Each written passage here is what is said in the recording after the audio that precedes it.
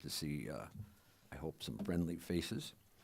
I'd like to call to order the Monday, November 17th, 2025 meeting of the Lake Zurich Village Board. Clerk Kathleen Johnson, please call the roll. Mayor Poynton, I'm here. Trustee Baradwaj, Present. Trustee Marks, Here. Trustee Riley, Here. Trustee Shagru, Here. Trustee Wider, Present. Trustee Spacone is absent and excused. Okay, we have a quorum. Would you please stand and join us in the Pledge of Allegiance? I pledge allegiance to the flag of the United States of America and to the republic for which it stands, one nation, under God, indivisible, with liberty and justice for all.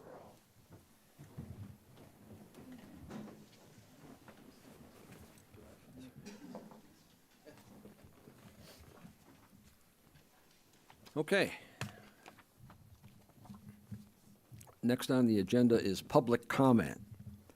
Public comment is an opportunity for residents to comment briefly on matters included on the agenda and otherwise of interest to the Board of Trustees. Public comment is limited to 30 minutes in total and up to 5 minutes per speaker.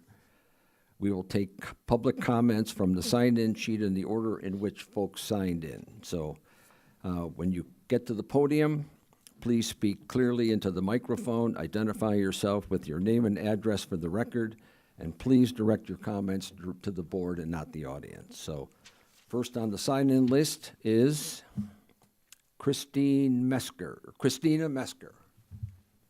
Christina, welcome. Good evening. Hello, my name is Christina Mesker. I live at 201 Alpine Drive here in town in Lake Zurich. I'm here today to oppose the current proposed development at the Regal Cinema property due to crowding in our schools. I urge the Village Board to listen and to carefully consider what your constituents are saying about this development. It's no secret that this development is wildly unpopular with residents. From the petition with almost 600 signatures to harsh criticism online. The first zoning board, as you know, went 4 hours and people did not have time to finish their comments. Residents continued to comment at the second zoning board meeting. Both the mayor and other village trustees have made comments in the past about how our schools are not overcrowded when discussing other projects, namely Block A. My understanding is that only a few of you actually currently have students in the Lake Zurich School District. I ask you specifically, what research have you done on the matter as opposed to speculation? I come to you today to present the facts instead of blindly guessing on district enrollment numbers. I see here today that we actually have the superintendent and some of our board members, but I did submit a FOIA request to D95 to get actual enrollment numbers per homeroom per grade school. Of 113 homerooms in all 5 grade schools, 50 have enrollments of over 22 students. As a taxpayer and parent of kids in D95, I find it completely unacceptable to have any grade school level class be higher than 22 students. Any educator and possibly parent knows that smaller classroom sizes are needed for children to excel, both academically and socially. Children in smaller classes show fewer social and behavior problems, while teachers with more students burn out quicker. Smaller classroom sizes are needed for children to get the individualized attention that they need to excel. Academic research that I'm happy to provide anyone on the board. I lost my place. Shows that when class sizes reach 26 and above, kids lose the equivalent of weeks of instruction every year, with lower reading and math outcomes that compound over time. Our teachers already juggle large groups. Adding dozens or more of new students without proportional staffing means less one-on-one attention, more discipline issues, and more teacher turnover. All of that being said, everyone in this room pays very high taxes. Lake County ranks number 2 in Illinois and among the top 25 in the nation for high taxes. For many families, education quality is the primary reason that they choose to live and pay more in Lake Zurich. Homeowners are already funding the district generously. Adding a large influx of students dilutes that investment unless school capacity and staffing grows proportionately. Smaller class sizes are a marker of quality, and don't we want our schools to reflect quality as opposed to quantity? Lastly, I've heard that the developer's most recent estimation of 35 kids to our school district. According to their own statistics, that's 9.4% of the total residency. However, in suburban Illinois, the typical percentage of school-aged children that we typically see is generally 20 to 25%. Even if we use the lowest national averages of 17%, that would still be 62 kids as opposed to their proposed 35. For the developer's numbers to be correct, it would need to be primarily single people with roommates. This location does not make sense for single people. There is no access to the train and is landlocked by Route 12 and other houses. If apartment housing in Lake County is really in such dire straits as the zoning board suggested, then we can only expect that many families will move in. Mr. Mayor and village trustees, I ask you to carefully consider public comment and not just what your own personal desires are on this. We all want Lake Zurich to thrive, but this is not the answer. Instead of throwing your hat in and saying, oh, well, we may never get anything better, please be strategic and want what's best for everybody, but especially our children who are the future of this town. Thank you. Okay, thank you, ma'am. Next up is Ronnie Binder. And just so you know, Ronnie's been here a couple of times keeping an eye on us, so. Ronnie Binder, 21946 North Farthingdale Court, Deer Park. I will make this short, I promise. Okay, I want you to keep in mind with the prediction of the 35 school children, the fact that those school children are across the board in terms of elementary through high school. Keep in mind that adding to the traffic in that plan, we are talking about a school bus that needs to go through that complex potentially 8 times a day.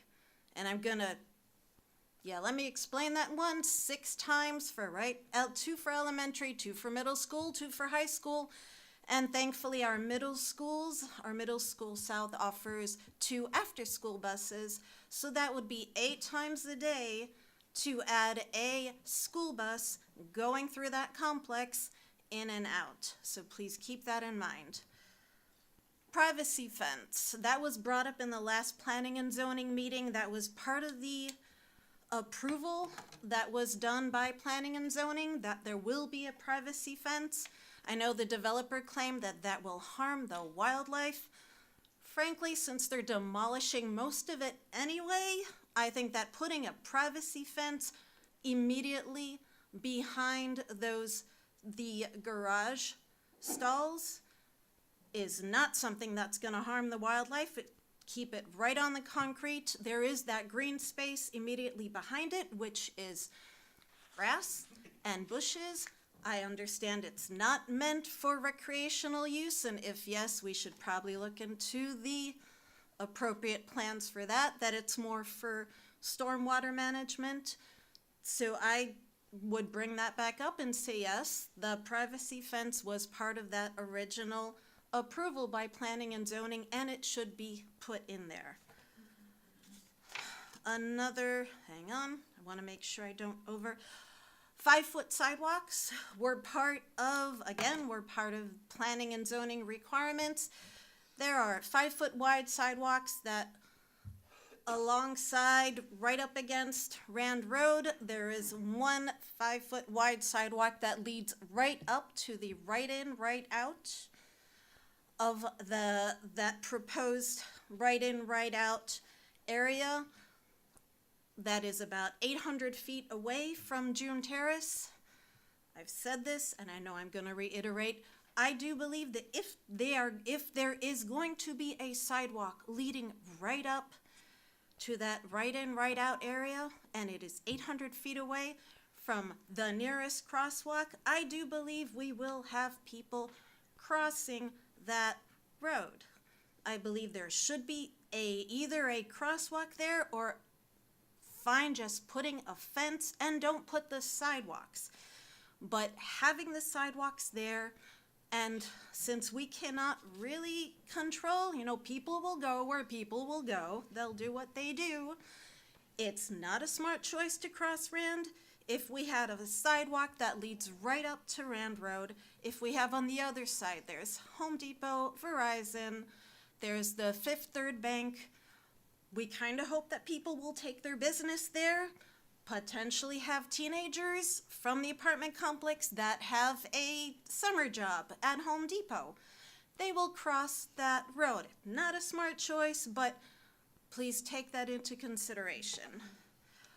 Third, with Section A being developed with Bushing and Old Rand Road, I understand that the funds, that it is necessary to continue developing Lake Zurich, to continue having that money come in, because we do not, right? We don't want to be stagnant. We don't want to come to a point where there is no income, but please pace yourselves.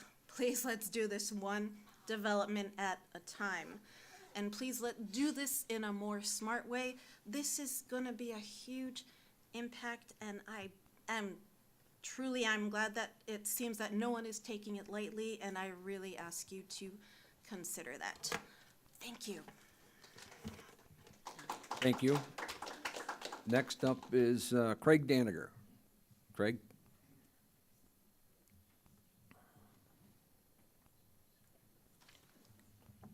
Good evening. My name is Craig Daniger, 21975 North Mayfield Lane.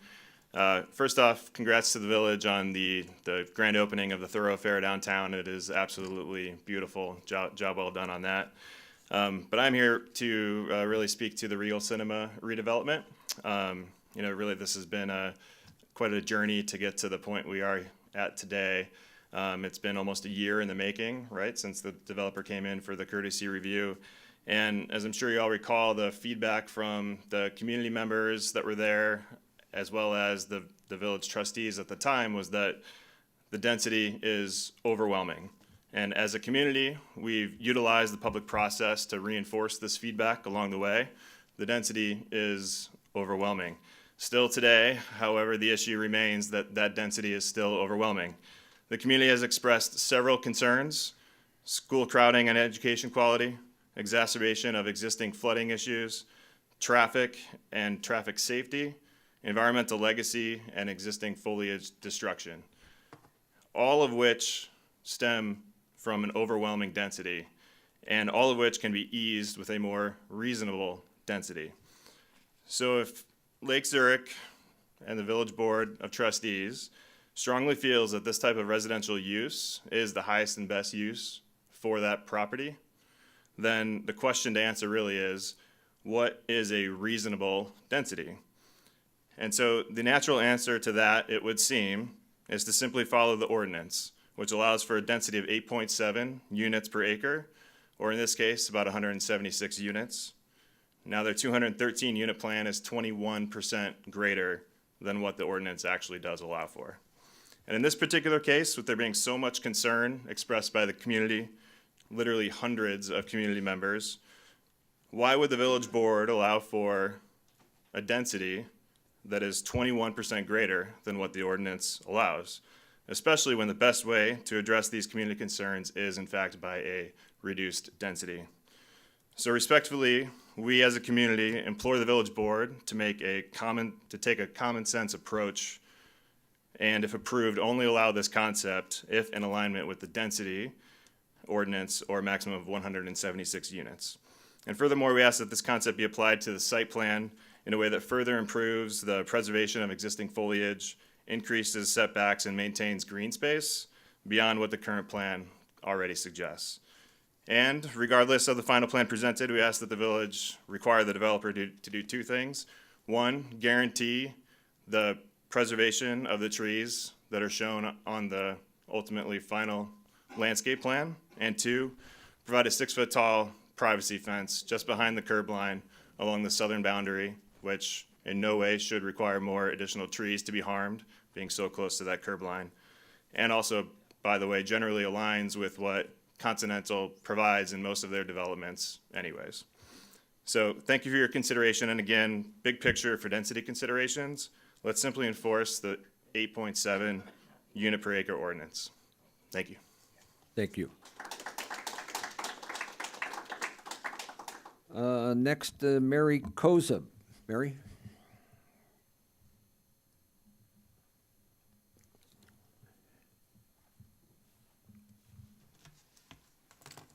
Hi, everybody. Mary Koza, 280 Pebble Creek Drive in Lake Zurich. Before I say much more, I kind of have a personal question. I really didn't know much about the Plan Commission till I went to a couple meetings, and then I started to understand more about variances. I would like some. I've never asked for one before, but I think I would like some personally. But anyway, so today I'm here as the board president of the Ancient Oaks Foundation. So we talked about this development at our last foundation meeting, which we do meet monthly. And we discussed our concerns, and everybody on the board has had a chance to look at the website and also visit the site, except for one guy. So things that we noted, that we wanted to express our concerns.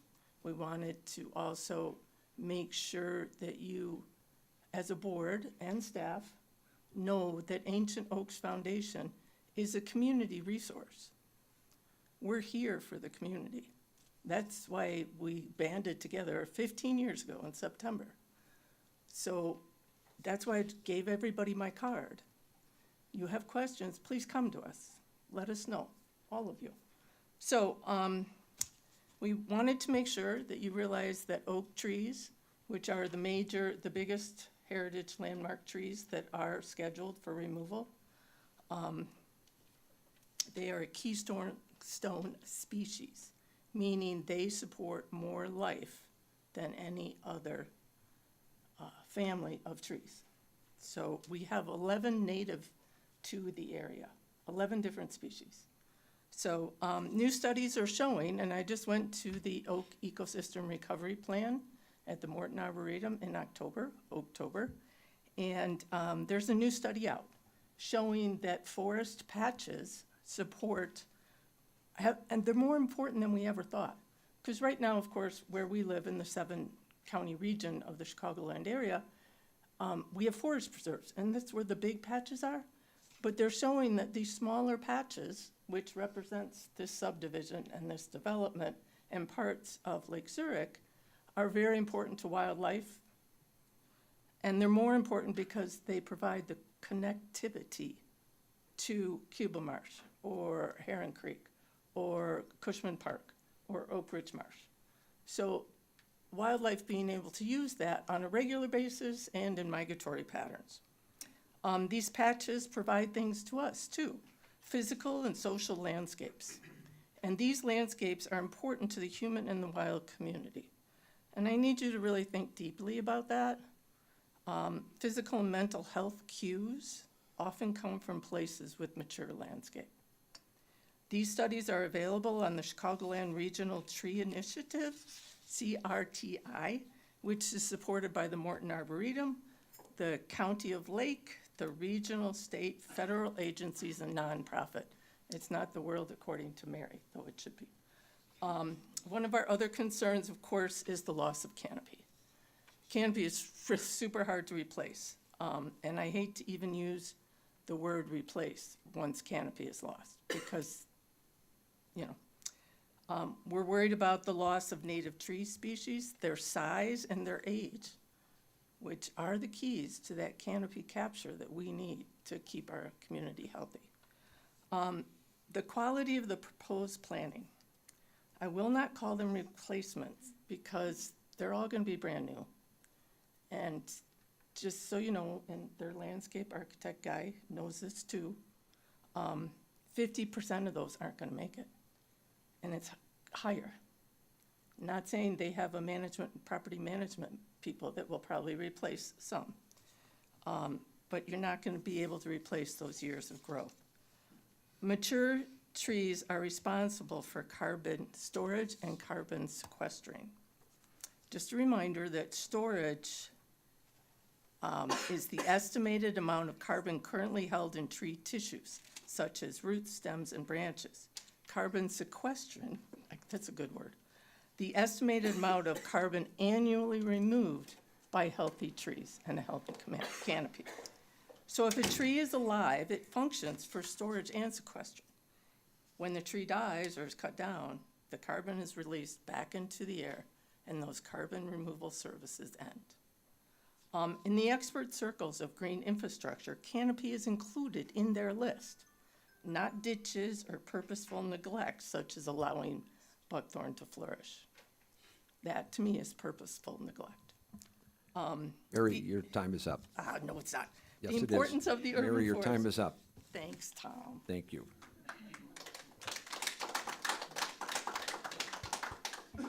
Next up is Matt Speakout.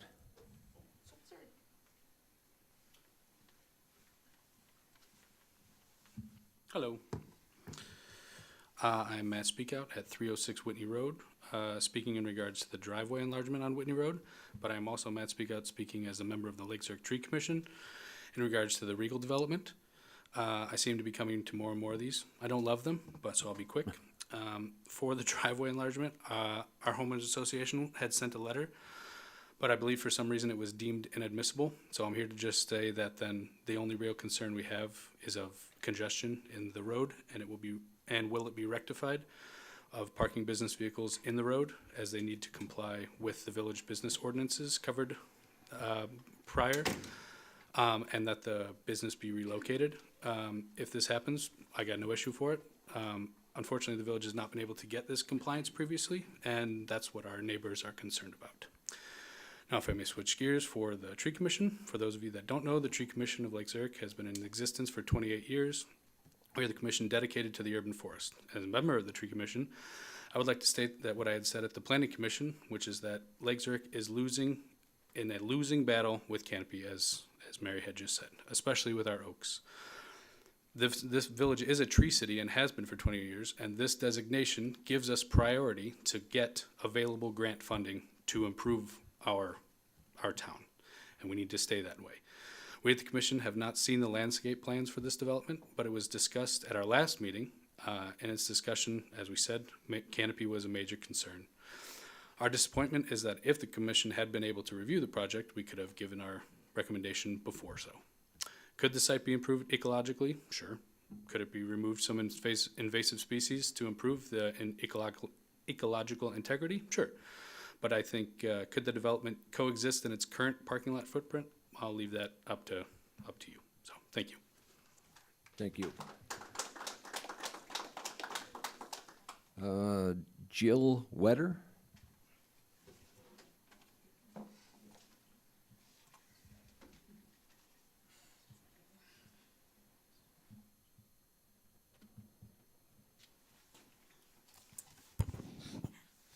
Sorry, I'm short. Hi, I'm Jill Wetter. I live at 360 Whitney Road, Lake Zurich.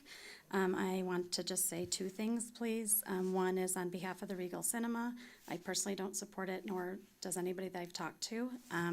My kids are sixth generation here living in Lake Zurich. I'm fifth generation. And one thing I've always loved about our school district, our small town, the sense of community. I currently work in the district, and my third grader has 24 kids in her classroom. And that's a lot, and that's at our newest build school. And one of the things that at the newest build school, you'd think that they would look for growing, and I love the district, this is not against the district or anything, but we don't have room for more kids.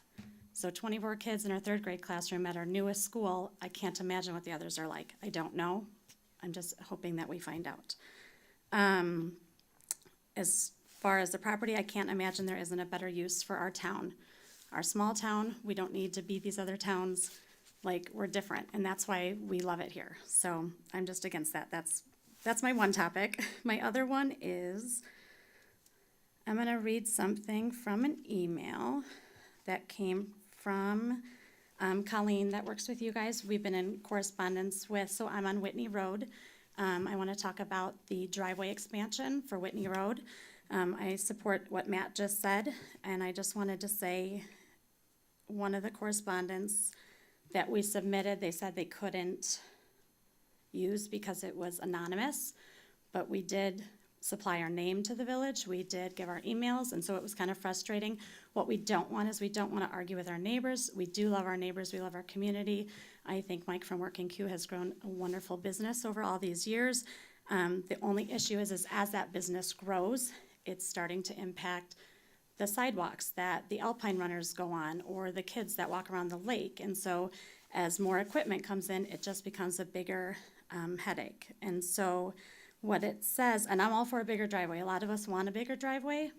And since we just had on Whitney Road the construction all done, a lot of us this year, we all have to redo our driveways because they're half done. And so you might see us coming forward saying we would like a bigger driveway too. So you might get to see me again.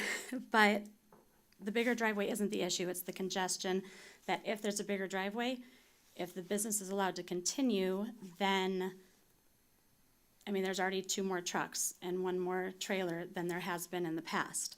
So this just says, as a part of the record, so this is from Colleen from you guys in response to my email, just asking what was going on. She said, you're welcome, you and your neighbors are welcome to attend the upcoming village board meeting and provide a public comment, so that's why I'm here. As a part of the recommendation, the commission included a condition that all business-related vehicles must be removed from the property within 60 days. It says the residents must also come into compliance with regulations regarding the home occupants' vehicle storage and street parking. There is potential for additional fines for the work done prior. Like, that's all I'm gonna read. I don't care about fines, I'm not talking about that, but it says that he has 60 days. But in the new print, like, we don't see anything about that. Like, that was in the one for the last committee. So I just am asking if, you know, I hope the new driveway is wonderful and beautiful and he loves it, and I'm all for that. But I'm not for more congestion and safety of our end of our street, our only entrance and exit out of our small little neighborhood. Thank you. Thank you. Last one is Vicky Rodrigo. Is that correct? Thank you.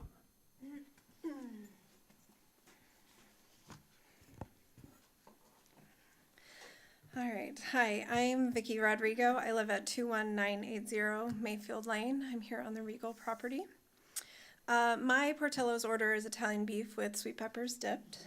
I don't have a Costco go-to find because my husband prefers he goes without me because it's twice as expensive when I go. Joke's on him because I stockpiled 2 pump vanilla lattes from Starbucks more than I care to admit, given that this is being recorded. Despite the above, I'm not here to speak more on traffic and safety concerns on Rand Road, though I encourage you all to prioritize these voices. I am here to speak on the topic of schools. No, scratch that, density, which I guess covers off on the traffic too, and the aggressive impact on the land and respect for precedents and flooding concerns, and arguably the most important poll results from your residents. But anyway, back to the schools. I think we can all agree that development within Lake Zurich is a reality to acknowledge, and growth can be a good thing when done responsibly.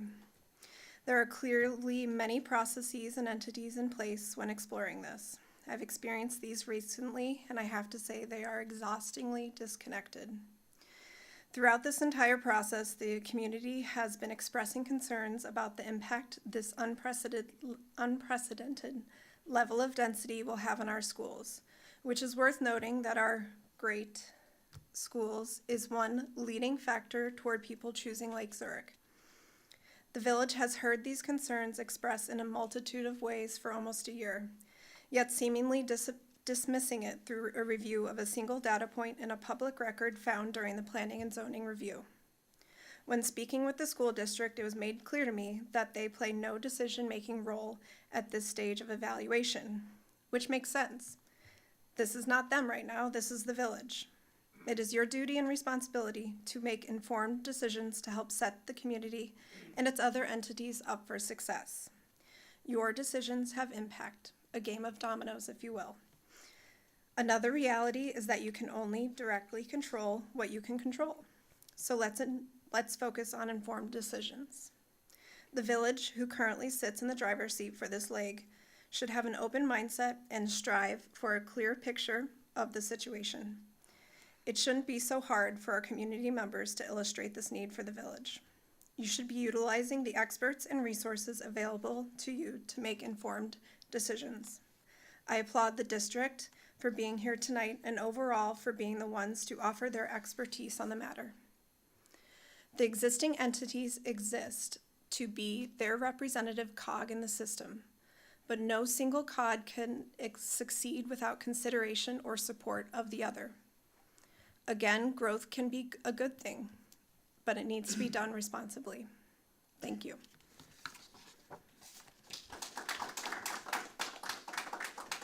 Okay, thank you. That's the end of the sign-up list, so I'm going to close public comment for the night and move on to the next item, which is a president's report.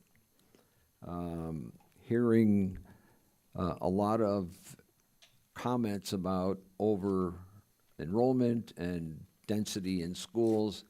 I've asked Dr. Kelly Galt to address those issues prior to the actual item coming up on the agenda.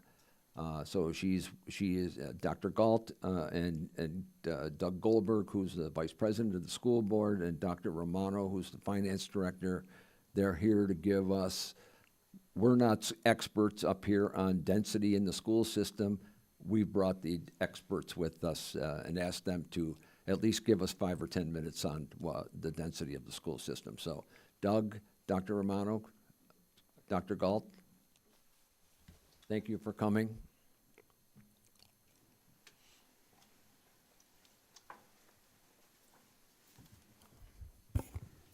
I'm tall. I want you to stand next to Ronnie. Where's Ronnie? I like being tall. You sort of grow into it. Yeah.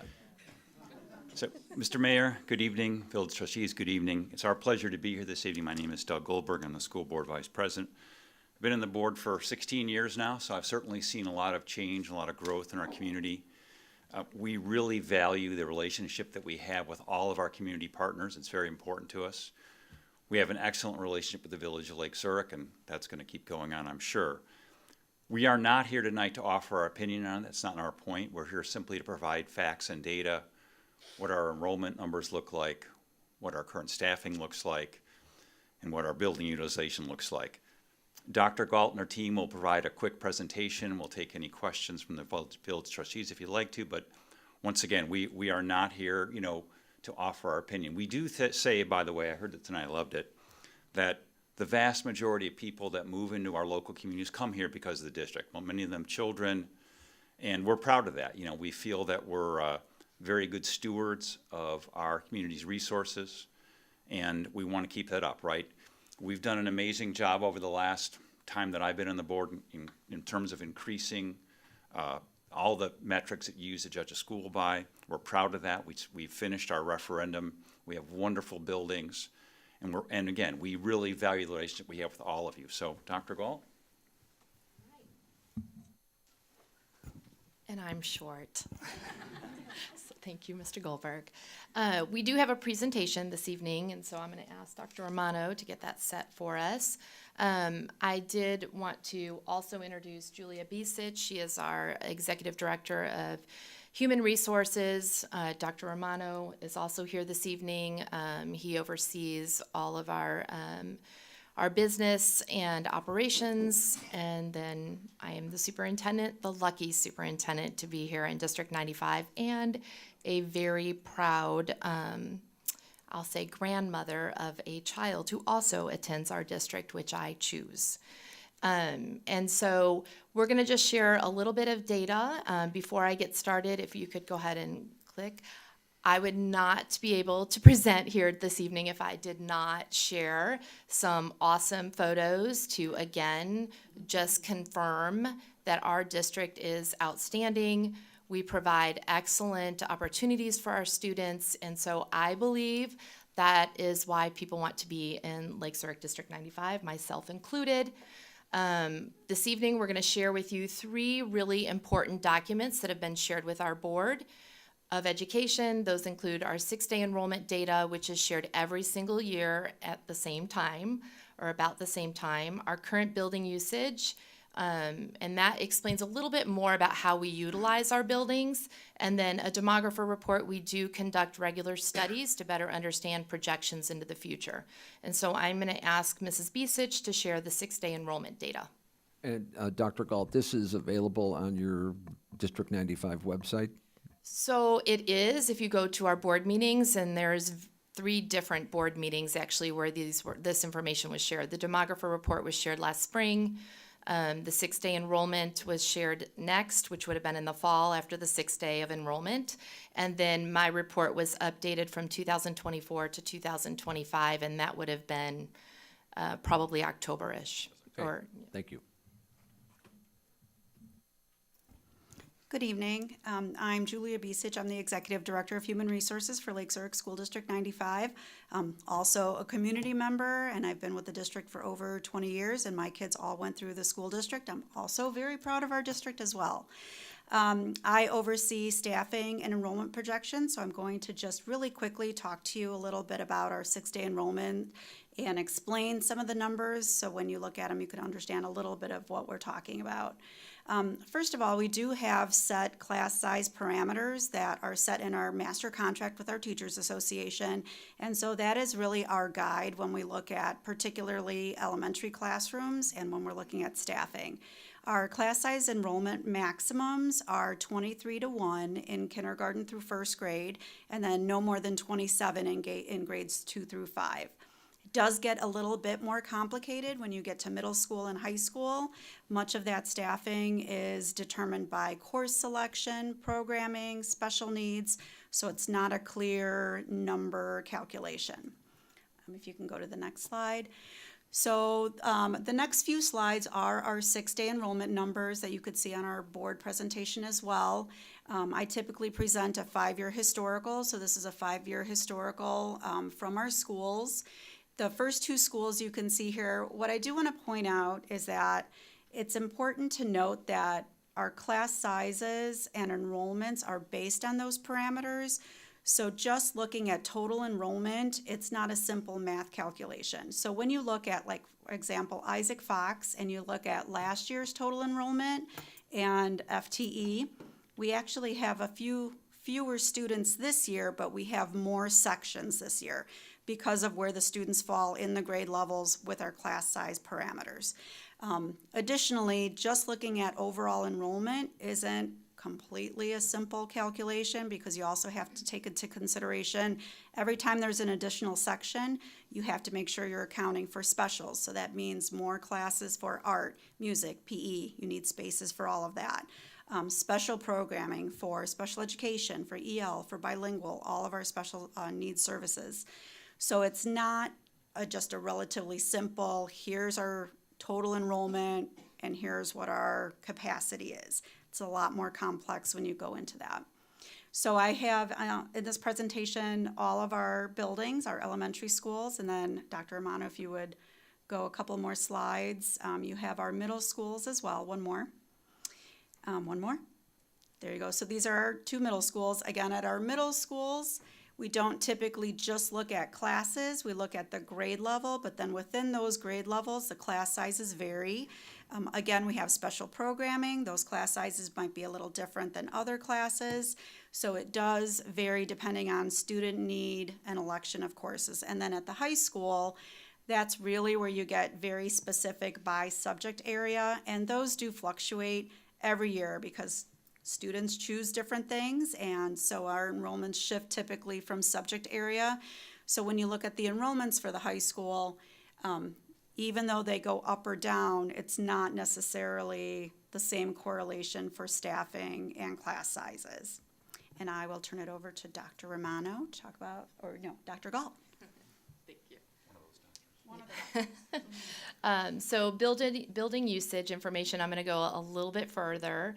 When you take a look at the way we use our buildings currently, you'll note that we are at most of the time in most of our buildings about 100% capacity. And the reason for that is it goes back to what Mrs. Bisich shared, which is we do have some specialized programming, which causes us to utilize more of our classrooms. When you look at the demographer's report, it may show something to the effect of about 85%. However, we do use on a regular basis all of our space. So looking at Isaac Fox, I'll use that as an example. Right now, today we're looking at just over 97%. We have one open classroom. However, come January, we are intending on utilizing that space for some special needs that have come about over the first semester, and we've noted a need to kind of shift some of our programming, and so we'll be occupying that extra classroom starting second semester. It ebbs and flows, to be honest with you. We do have opportunities within this data to add students. Those additions, in some cases, depending on the building, will get us closer to the numbers that Mrs. Bisich shared as it relates to our contract. There are some classrooms that are much lower than that. There are other classrooms that are right at that maximum threshold. So it really does depend on the building. It depends on the grade level. And things, honestly, they do ebb and flow each and every year. Additionally, we have some other opportunities. You know, we're very fortunate in District 95 where all of our specials, meaning at the elementary level in particular, art, music, PE, and our library media, they all happen in their own space. And so should we need to utilize some of those spaces, we can do so. It does change our programming.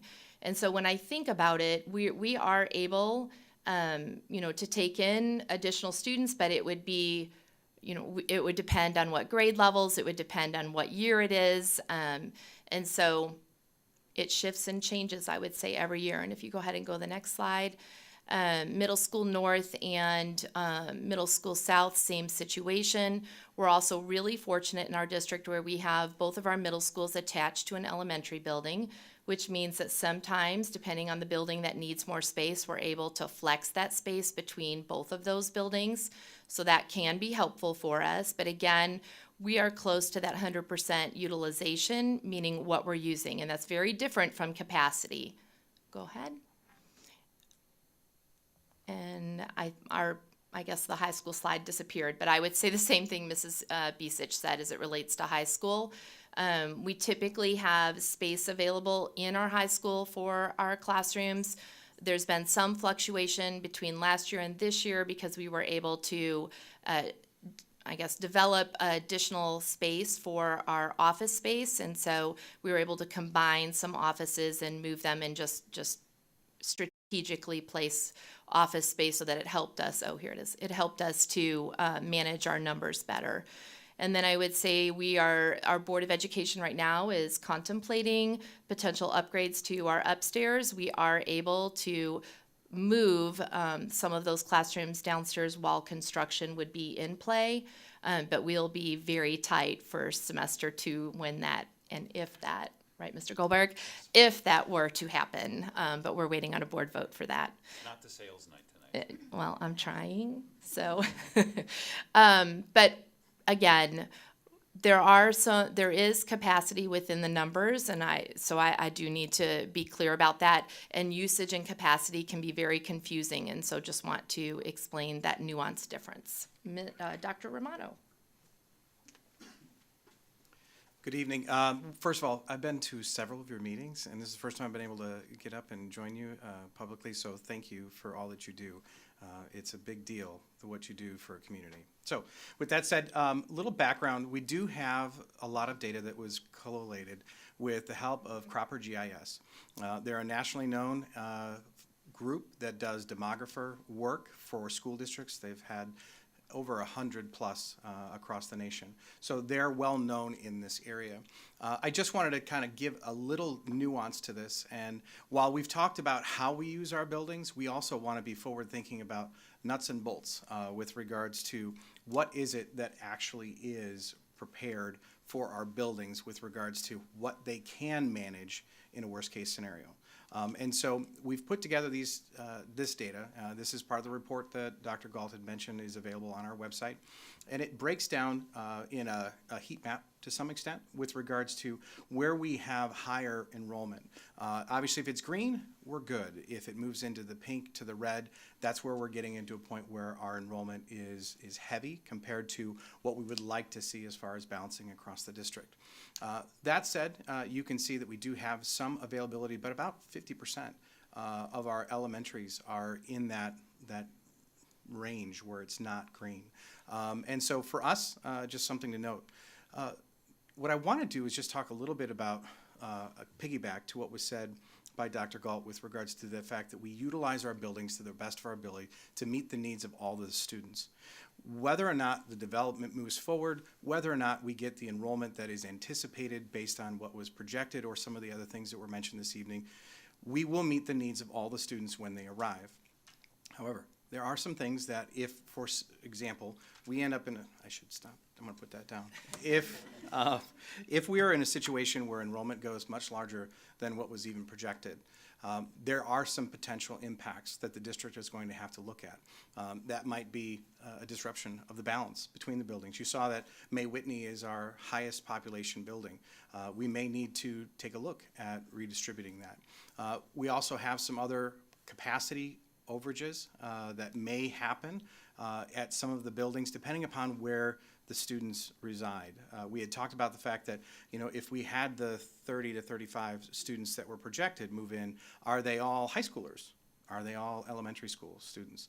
We don't know that. We won't know that until the reality of enrollment actually comes forth when they register. And let's say worst case scenario, there is a significant, everybody wants to move in, which is great, and that's obviously one of the things that's being discussed. But we would have to take a look at, you know, where will these students be placed? How will that have an impact on the other buildings? We had talked about how we transport, and this is going to be an area where, because of its location, we will be utilizing transportation. We can move those students to different buildings, but again, what is the trickle-down effect of what that would look like? I know at a previous meeting there was also some discussion with regards to financials, so I put that up. I'd be in trouble if I didn't mention that part of it. Our students have the benefit of over $17,500 in value associated with the per pupil student cost. Now, when we take a look at that, we do recognize and appreciate the impact fees. For those that are not familiar with impact fees, those are fees that are collected for a new development based off of the bedrooms in the home. That's an ordinance that you all have supported in the past. And for us, it's meant to provide a bridge until our regular taxes come onto the tax roll. And so for us, we do recognize that there would be a little bit coming in. You can see there for a 1 to 2 bedroom, it's about $800. And from a 3 bedroom, you're looking at about $1,275. Now, new property, obviously there's going to be new dollars that are going to be coming in to the district as a result of any major development. And we receive, just as a context, about $45,000 for every $1 million worth of EAV, or equalized assessed valuation. Important to note there that that's not necessarily the value of the property, that's 1/3 of the value of the property, which is the way that the taxes are calculated. So just wanted to leave that there just as a note with regard to the finances associated. And I'm back to Dr. Galt. And just lastly, I want to reiterate what Dr. Romano said. I believe that District 95 does an exceptional job. We have outstanding staff members, obviously awesome families and students, and we will take care of whoever comes to District 95. That is our job. That is our commitment to our community. And so I want to reiterate that regardless of any decision that's made. And I want the community members that are here this evening and the ones that are listening to know that that is our commitment. It's a great place to be, and I wouldn't be surprised if more individuals move into this awesome community. But we're ready for questions if there are any. Thank you. Okay, thank you, Dr. Galt, Dr. Romano, the group. Anybody on the board have any questions? Greg Weider. Thank you. I appreciate you being here tonight. If you could just take a couple of seconds with utilization versus capacity, and maybe provide a little clarity, on the ground clarity to what that is. I don't want to make any assumption on any information you provide without, Absolutely. So I want to go back to this slide. So utilization is what we would term as our standard moving forward. Without taking into consideration the unique population, there are times when we will have a group of kids that needs some additional supports, and by redistributing them within the physical facilities can be of advantage. So without any of those unique components, this would be our baseline for looking into the future numerous years, because we want to make sure that if we're making any decisions with regards to facility improvements, that we're doing it well before we're having to realize it. We don't want to be reactionary. We want to be thoughtful looking into the future. So utilization is that if we were to take a look at what we would anticipate using the building for based off of pure metrics of X number of square feet, this is the number of students that we can have based off this teacher's contract at different grade levels, and we had a pure and perfect distribution of students at every grade level, which is obviously the most difficult because we generally have what's called a bubble, where there's going to be a lot of kids that are going to come in one year and they're just going to move into the next grade. And so we have this large group that we need more teachers for, more classrooms for, and occasionally we'll have two bubbles that follow each other. And having the physical ability to house them in the facilities that we want to meet the needs of the programming will skew this. But this is in its purest form, that we have a perfect distribution and that this is what we would have for utilization. Now, capacity is a little bit different, and capacity is with regards to, as we were talking about, at least this is my interpretation, and Dr. Gall, correct me if you view it differently, has to do with the needs of the students today. In other words, we have, as was described for Isaac Fox, very little capacity in the building because of the way we're utilizing the classrooms and meeting the needs of the students. It's not just your specific number of kids in a classroom, it's how those classrooms and the programming that goes along with that.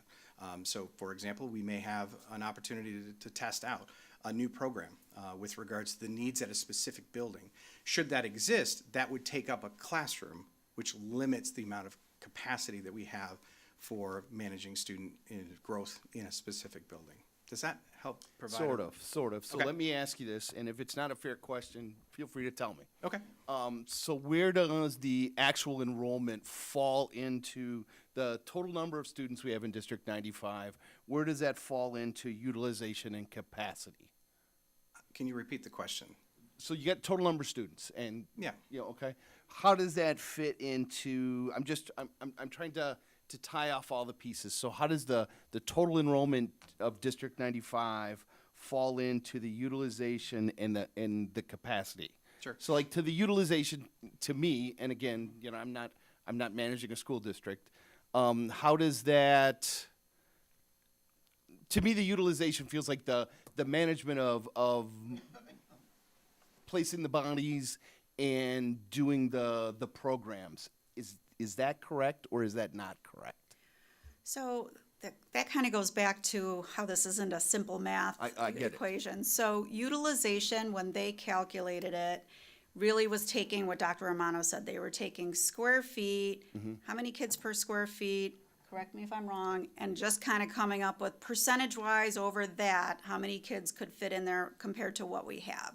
When we talk about enrollment and then the classes that we're using, those, again, don't really work well with that, because when we're talking about class size parameters, those students have to come just in the right grade at the right year in the right building.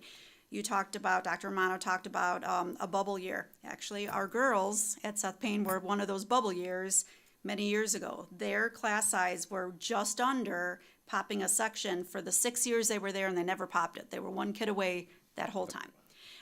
But one student would have moved in, and that section would have popped it, and they would have gone up another section for the whole year.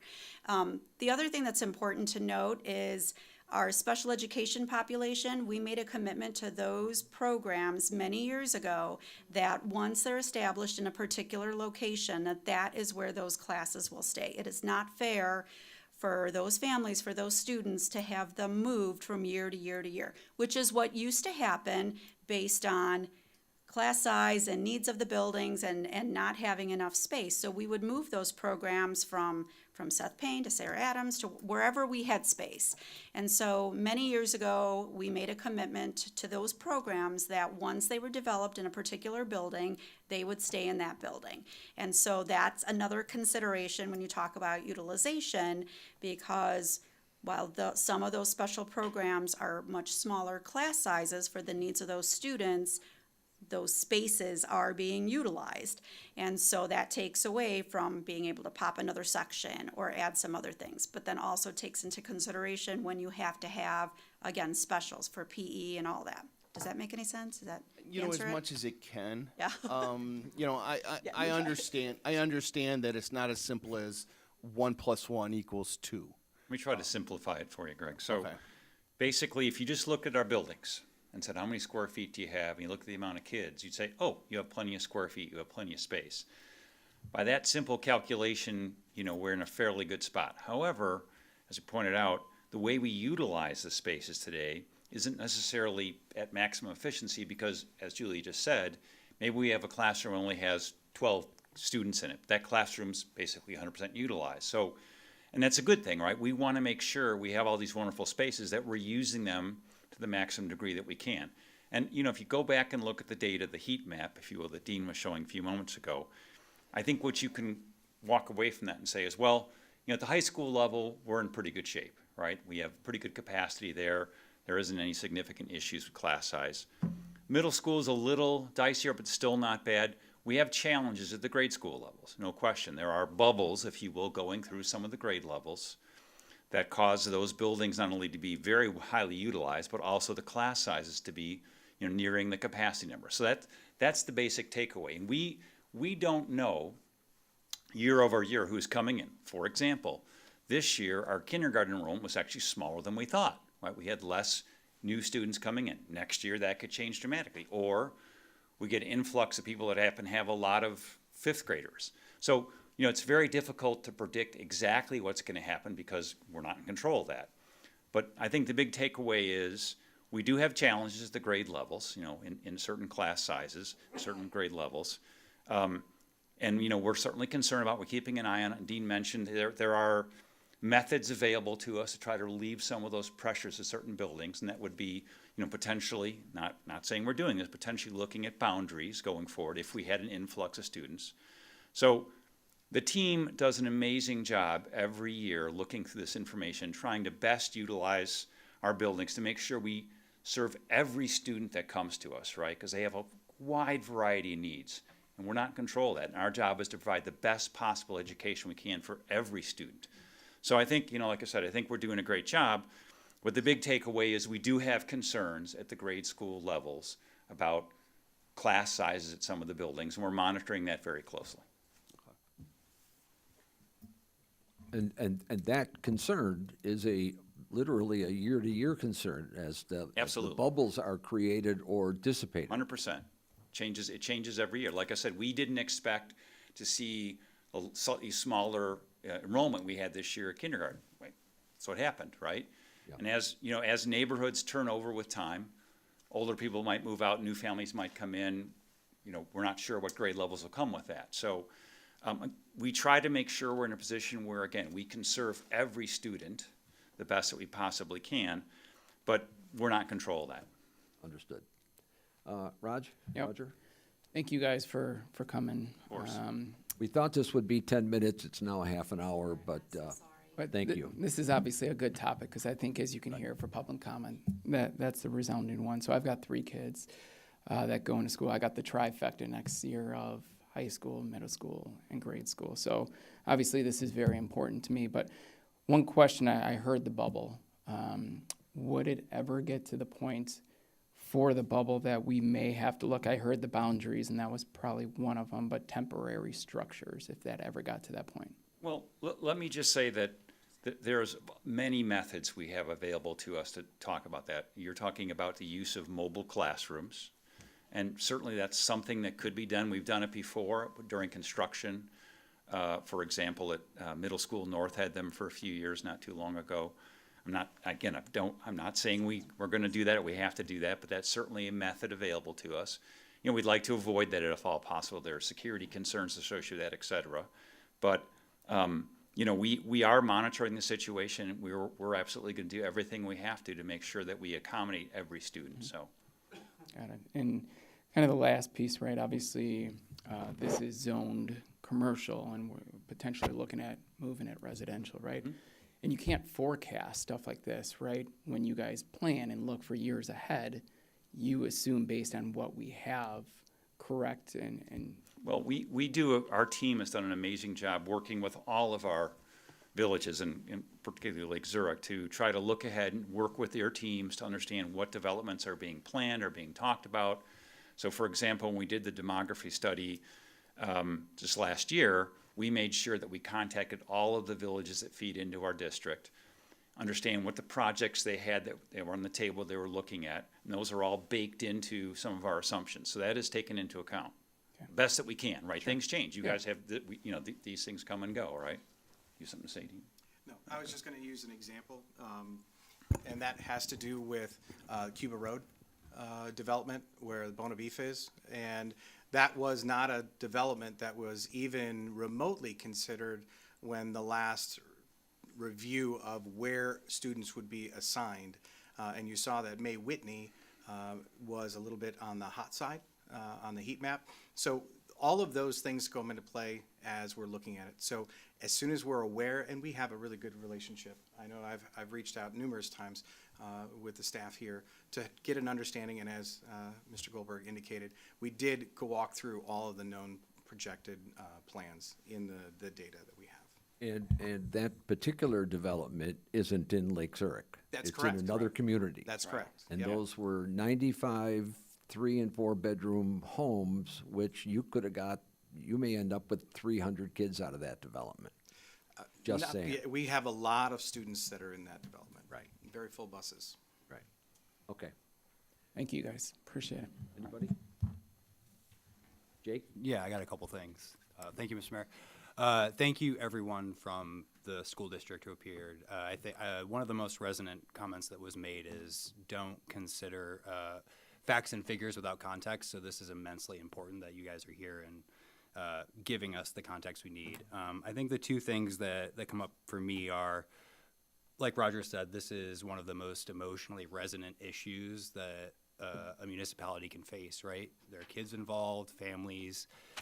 So one of the more concerning pieces of testimony that was provided previously was at the workshop at Belo's, someone mentioned when discussing with the developer the impact to schools, well, you could just redistrict. If you could just say like 2 sentences worth of what triggers redistricting and what that looked like, what threshold like that might meet, I think a lot of people have some concerns there.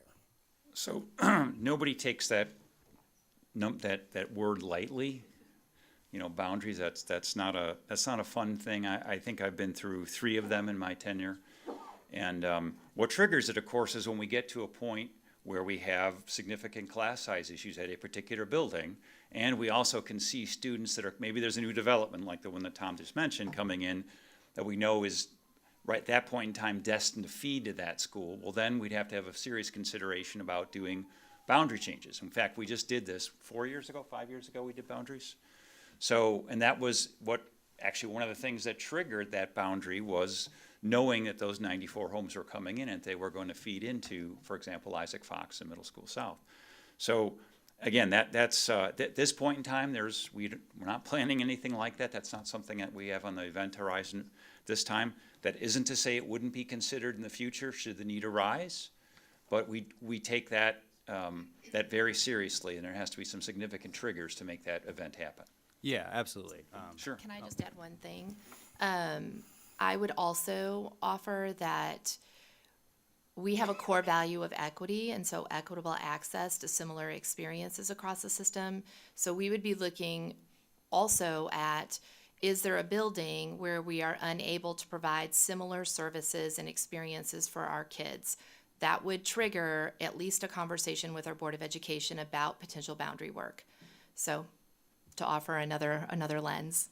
That's perfect, thank you. And then my next question is just kind of a knock-on effect of that is like, when impact is found and an initiative needs to be undertaken, how do you change, manage, and how do you communicate with patrons of the district about impacts and changes?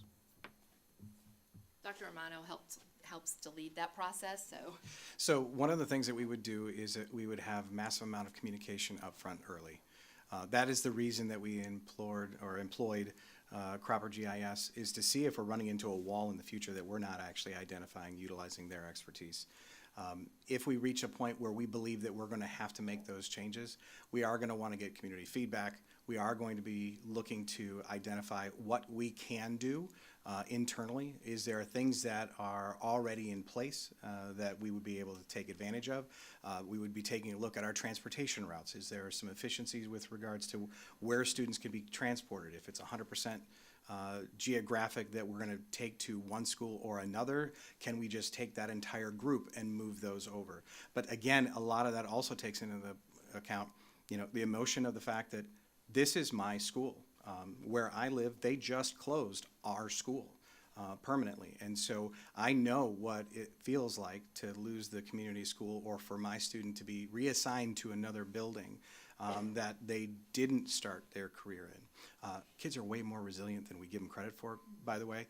But with the fact that there is an important aspect of hearing voices, if someone in a specific neighborhood was moved frequently because of high growth patterns in the past, we take that into consideration. So there's just numerous factors that would go into play with regards to what we would do.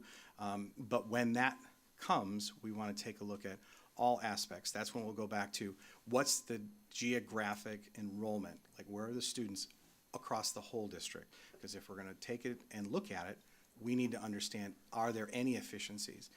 On the north side of town, there's a lot of green field. We need to keep in mind, is there ever going to be a larger enrollment growth because of a future component, and how does that play out? So we want to actually future-proof it as much as we can, but those are just a handful. It's a very large component. So, Dr. Vogt.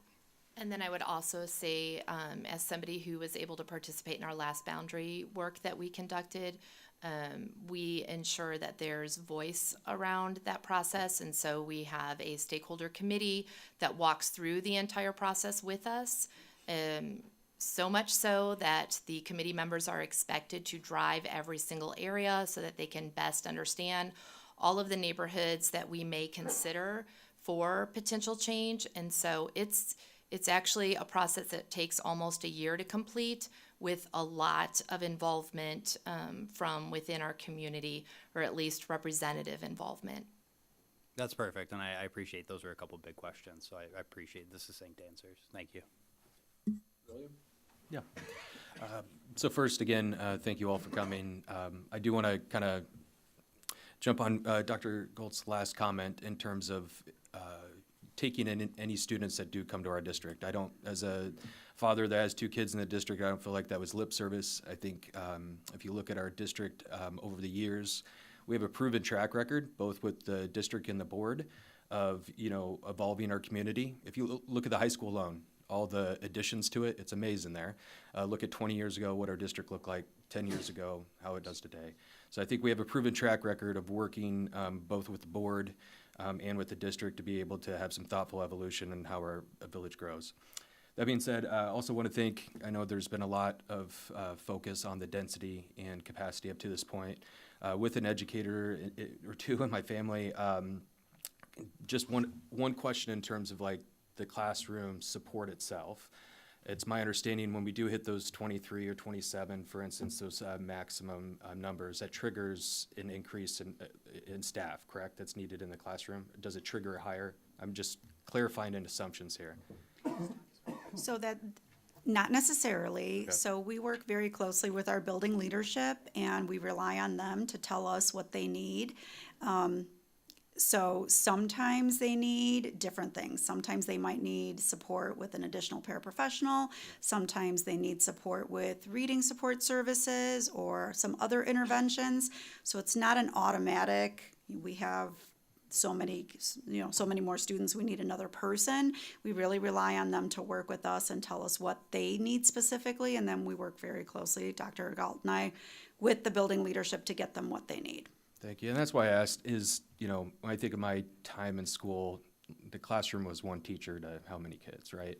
I think now we have paraprofessionals, aides, number of co-taught classes where you have 2 full-time teachers in there with the same amount of kids. And so capacity and density aside, has our numbers of, staff in classroom per student increased, decreased? How is that kind of balanced out over the years? Or do we have that information? And I know that changes because the state requires a lot of different support and stuff within there. So it might be a little 1 + 1 doesn't equal 2 thing, but in That's terms of exactly correct. Okay. That's all right. exactly correct.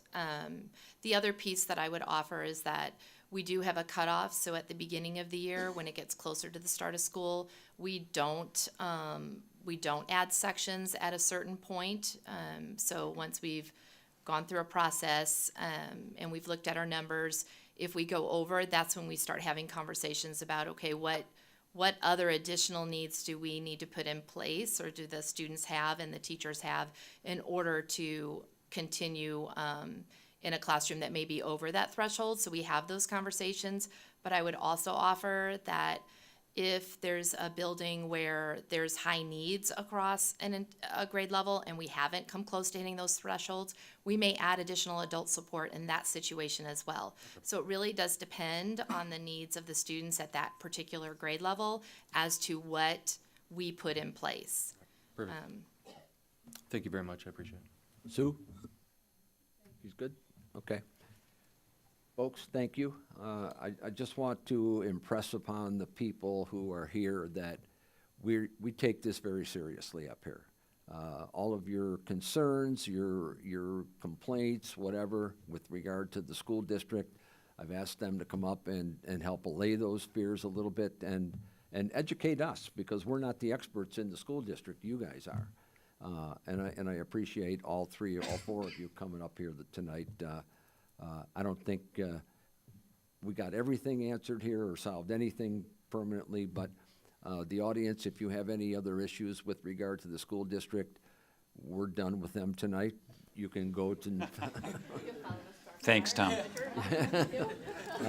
And you can get a hold of them, and I'm sure that they'll answer any questions that Yeah, you have. So. I thank you for inviting us, and again, we are available to talk to anybody. Certainly, we're a community resource. We're obviously funded by our good taxpayers in our communities, and our job is to support them any way we can. And this information is public information. It's out on our website, and our team does an excellent job at responding. You could imagine, we get inquiries all the time, but it's our goal to make sure everybody gets the answers that they believe they need. So thank you for having us. And just 2 quick comments, and then you're done. Okay. One is Can I get that that in writing?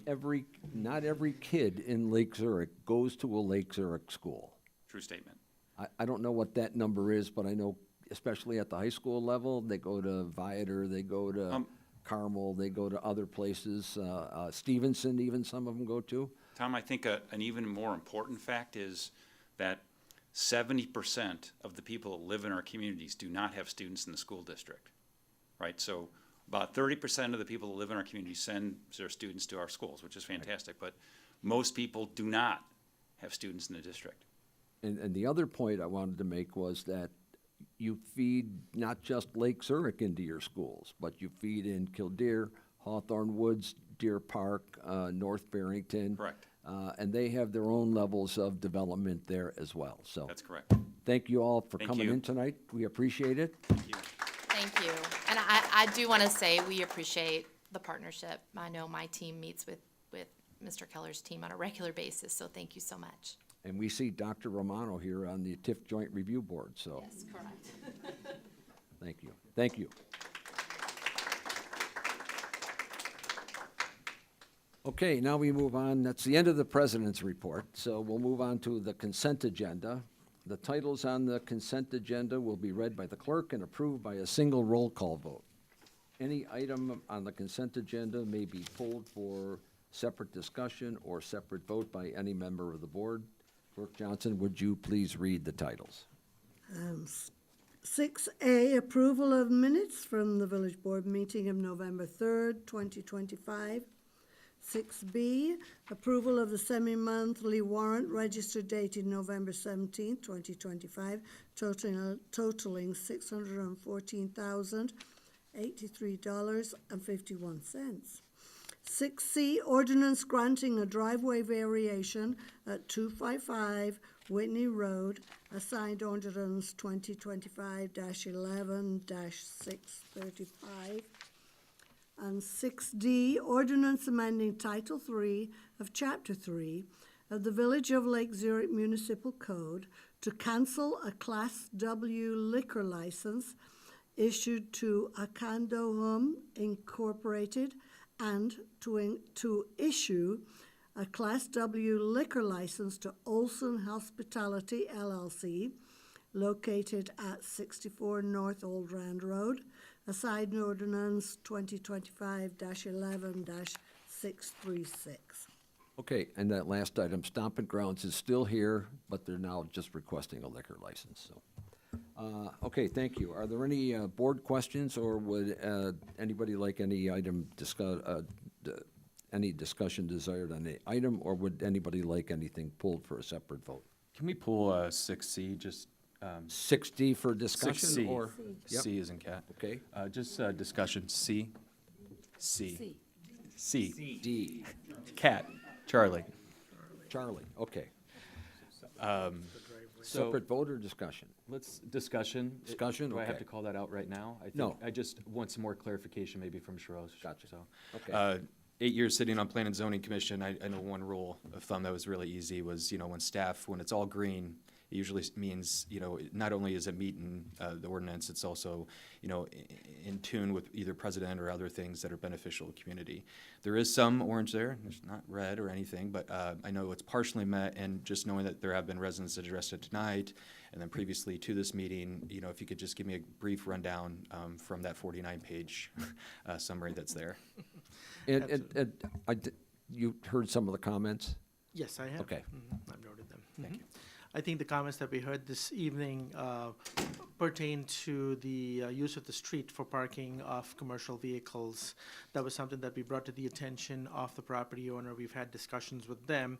By the way, the property owner is here tonight if you do have questions of them. But to continue, we indicated to the property owner that we would require them to meet all of the conditions of a home occupancy, which does not allow the storage of materials or vehicles beyond what the parking ordinance allows. The parking ordinance does allow certain commercial vehicles to be parked on the site, but there are certain vehicles that cannot be parked on the site. The applicant indicated to us that they are currently on the lookout for space to park some of the vehicles that would not be allowed on the site. Now, from time to time, they temporarily bring vehicles to the property, particularly on weekends, I believe, from what I understand. I've heard, and this is not fact, this is more hearsay that we get from time to time. And we have told the property owners that there are also overnight parking ordinances. Now, if a vehicle were to park on the street for a short time, that is allowed by our parking code, but beyond that, the property itself and the adjacent street would not be used for the storage, quote unquote, of vehicles. So I think last meeting, we determined there's a group of us that do regular walking around the lake. So I'm one of them. I know exactly, kind of what's being brought up here.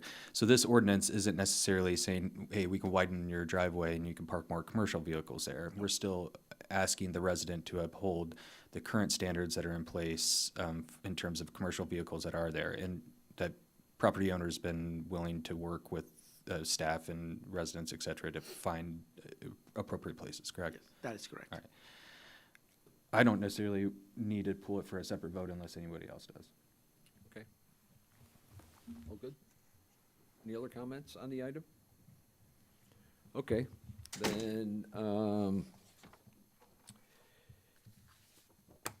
then I would like to have a motion and a second to approve the consent agenda as presented. Motion, please. So moved, Whiter. Greg, and a second. Second, Marks. And Clerk Johnson, please call the roll. Trustee Baradwaj. Aye. Trustee Marks. Aye. Trustee Riley. Aye. Trustee Shagru. Aye. Trustee Whiter. Aye. Motion Okay, carries. the consent agenda passes. We move on to old business. We have one piece of old business before we get to the new business. Item 7A, It's a continuation, it's my item, continuation for an annexation agreement and consideration of annexation, zoning, development concept, and final plan approval at 2500 North Rand Road. This item is a continuation of Lux Corsa LLC requesting consideration of an annexation agreement, annexation, zoning, and concurrent development concept, and final plan for the development of a 20-acre property with a new subdivision to be known as Lux Corsa Auto Suites.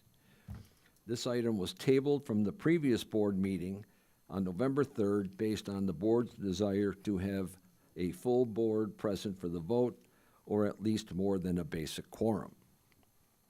The petitioner has been in front of this board and the PZC several times with regard to this project and is not being required to make an additional presentation.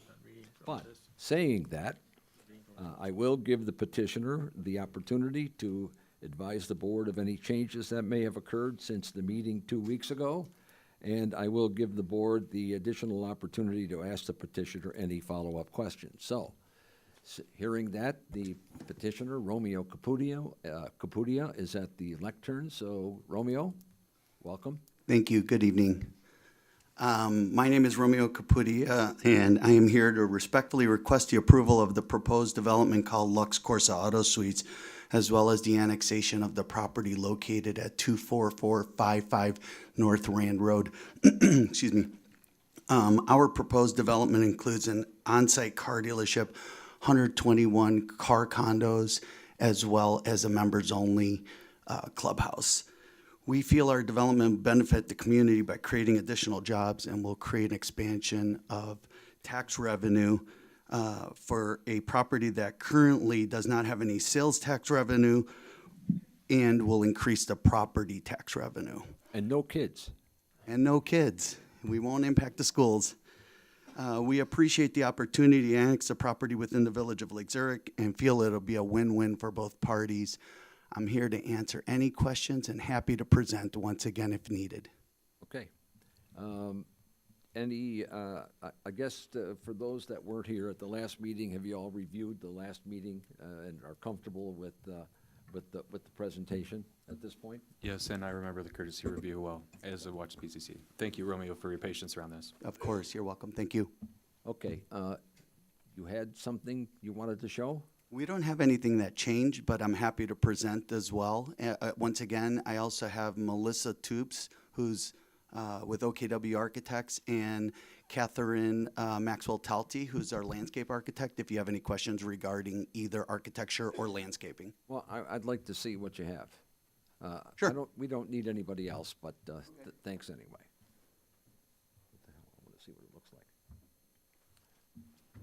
So I'll run through the slides here, and if you have any questions while I'm running through the slides, as I'm pointing out the different buildings, feel free to ask.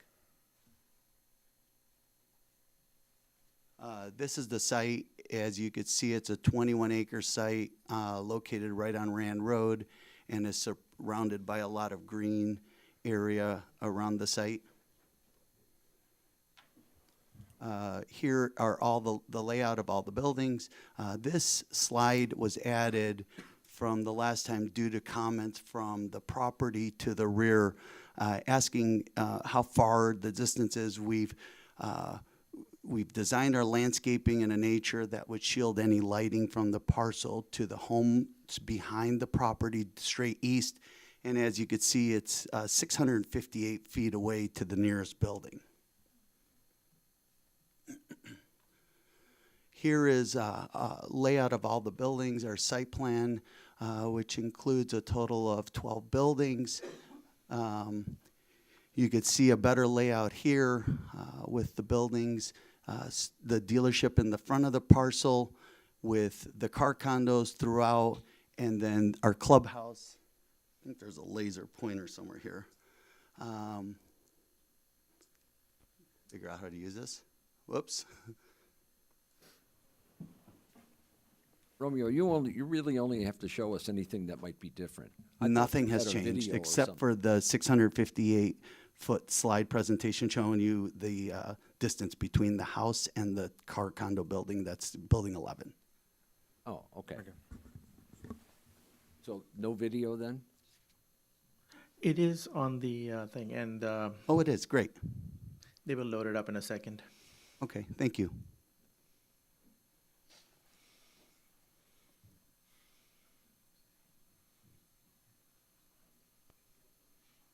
No, they'll handle it from the back room.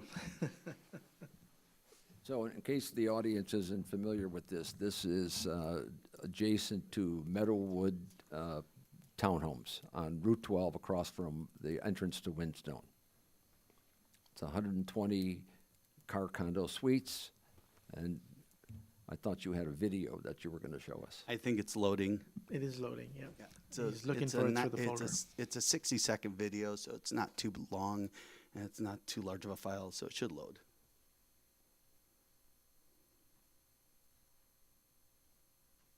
Any of you have an expensive car, you want to buy a condo, you can see Romeo at the end of the meeting. I still have brochures in the back if anybody wants one.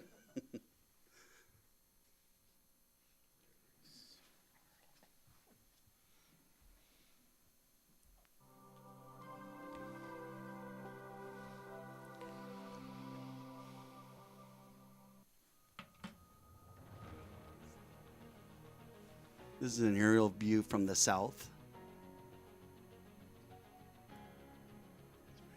It shows the flow of cars and the streets. That's the car dealership in the front with our main entrance right there, which is gated.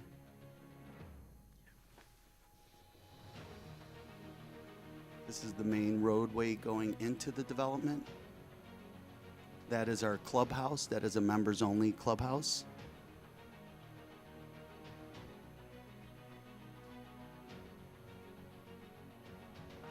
As you can see, the buildings have numbers, so they're numbered for which building it is. Really unique metal, wood paneling and various hardy board architectural paneling.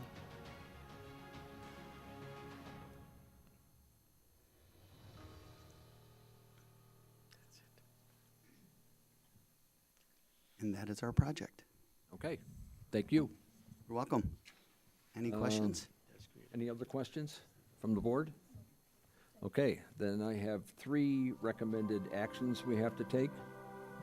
The first one is I need a motion and a second to approve a resolution approving and authorizing the execution and attestation of an annexation agreement with Lux Corsa LLC, an Illinois limited liability company assigned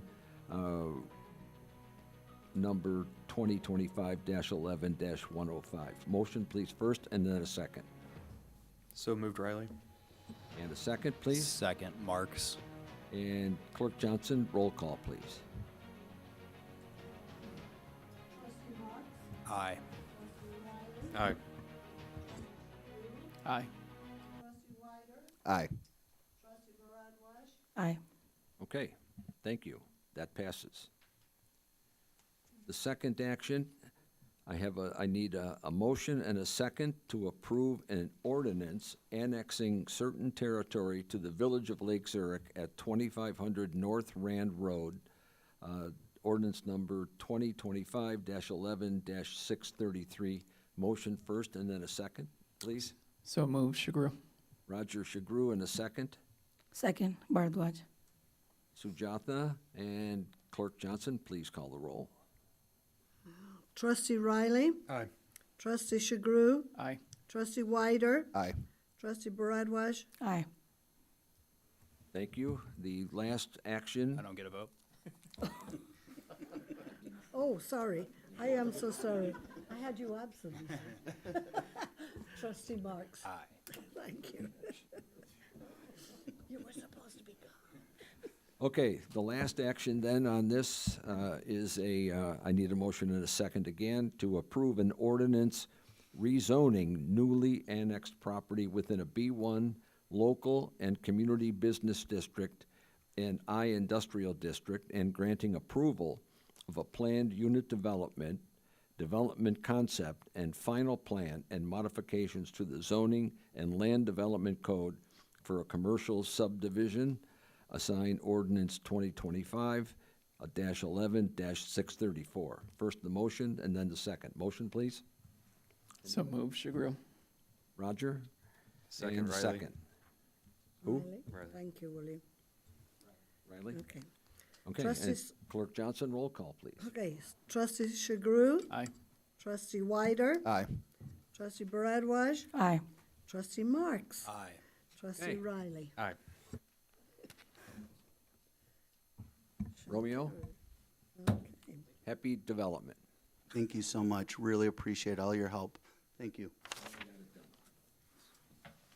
Okay, thank you. Next, we move on to new business. Trustee Marks. All right, everyone's gonna have to bear with me. I think I'm reading a lot tonight, so. That's a lot.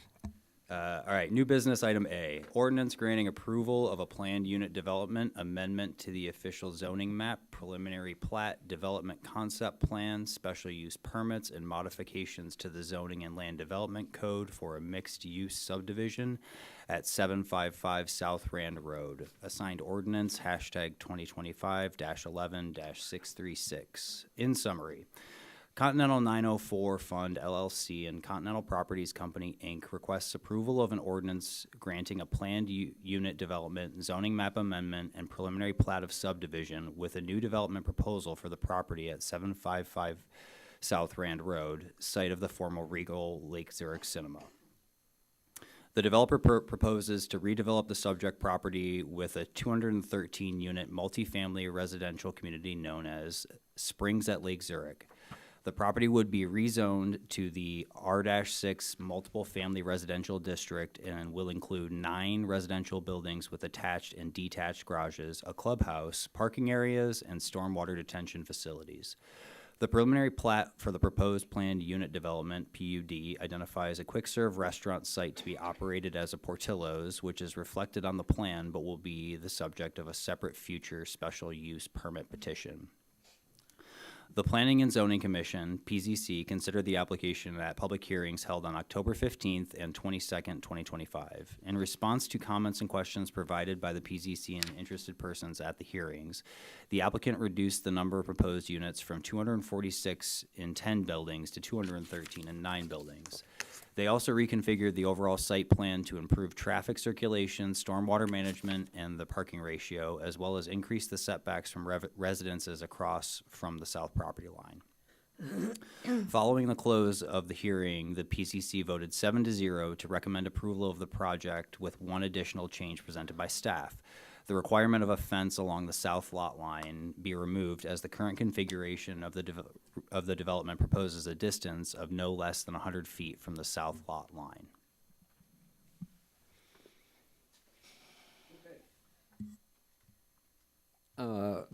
I want the audience, both here and watching, to understand that this board was not at the PCC meeting, but we did watch it. I watched it actually twice, both meetings. We've had a courtesy review, and we've gotten a number of emails and documents from interested residents in the community. So we're well-versed on what the project is and what may or may not happen here tonight. So, Sarosh, turn it over to you. Thank you, Mr. Mayor. To be very brief, we have Jen Patton here representing Continental Properties here to present the project to the Village Board and the community. Good evening. My name is Jen Patton. I am Development Director with Continental Properties. I just want to thank you all tonight for having us back, Mayor and trustees, to present our springs at Lake Zurich. I also have with me tonight our team of consultants to answer any questions in their areas of expertise, including my colleague from Continental, Trevor Stadler, who is our land planner and has put together countless iterations of this site plan in response to village staff, Plan Commission, village consultants, and the public comment. I also have our civil engineer with Cage, Rick Katz, Megan Kapolsky, and Greg Horsch. Larry Glasscock with LG Workshop, our landscape architect. Lue Abuna with CLOA, our traffic engineer. Dan Krill with DK Environmental, our environmental consultant. And then we also have Richard Silverman with MJK Development, who is our partner for the purchase of the outlot for Portillo's. With that, I will start the presentation.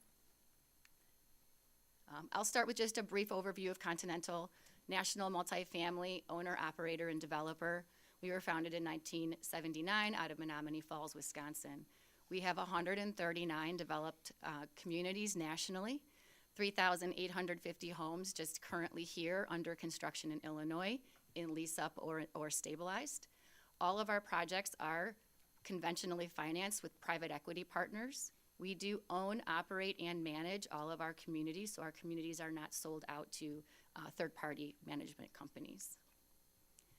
This map demonstrates the communities we do have here in Illinois. We have 13 that are either in development, under construction, or stabilized. The closest community to the Lake Zurich Springs would be our springs at Three Oaks, which is in Crystal Lake. We also just finished construction on another springs community in Mundelein, and we are under construction for an all 3-story product in Deerfield called Lake Cook Crossing. Context, subject parcel is 20.2 acres. We all know it's the vacant Regal Cinema property, currently zoned B3, and our parcel is bisected by June Terrace. We were here in January. One of my colleagues presented courtesy review to you. The site plan that's up on the screen here was what was presented back in January. At that time, we had an all 3-story product, 282 total units with a gross density of 13.96. Our setbacks, which I know is the sensitive topic along the south property line at that time, was 35 feet to the closest building and 30 feet to the parking and landscape.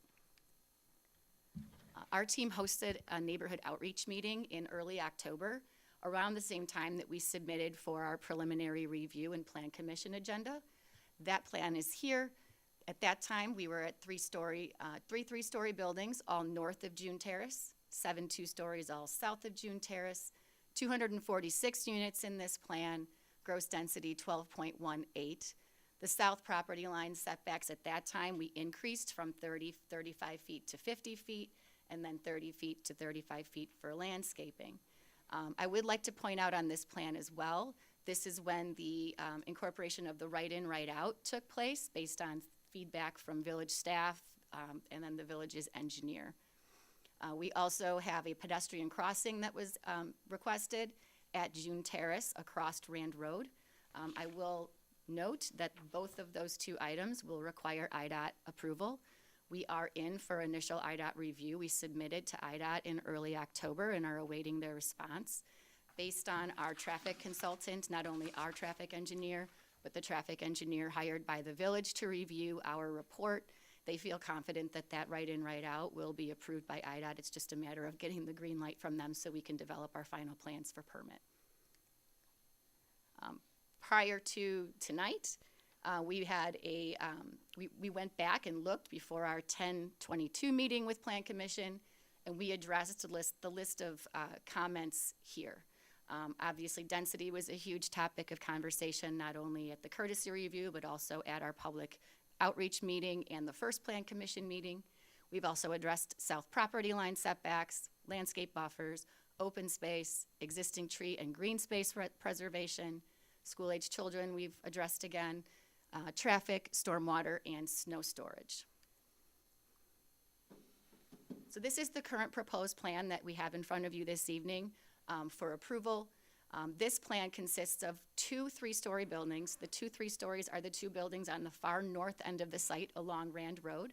We then transitioned down to 7 2-story buildings. And then our setbacks here, we've increased the principal structure setbacks to the 2-story buildings to 160 feet. Our accessory structures, so if you look along the south property line, there's 4 horizontal looking buildings. Those are detached garages that were strategically placed there to buffer noise, to buffer car headlights from the neighbors to the south, and to kind of block visibility from the neighbors to the single-family homes to the south. And that was directly related to the comments that we had heard from the public and the concerns. Total unit count here is 213, gross density reduced down to 10.54. This was the rendering at the time of the public outreach meeting.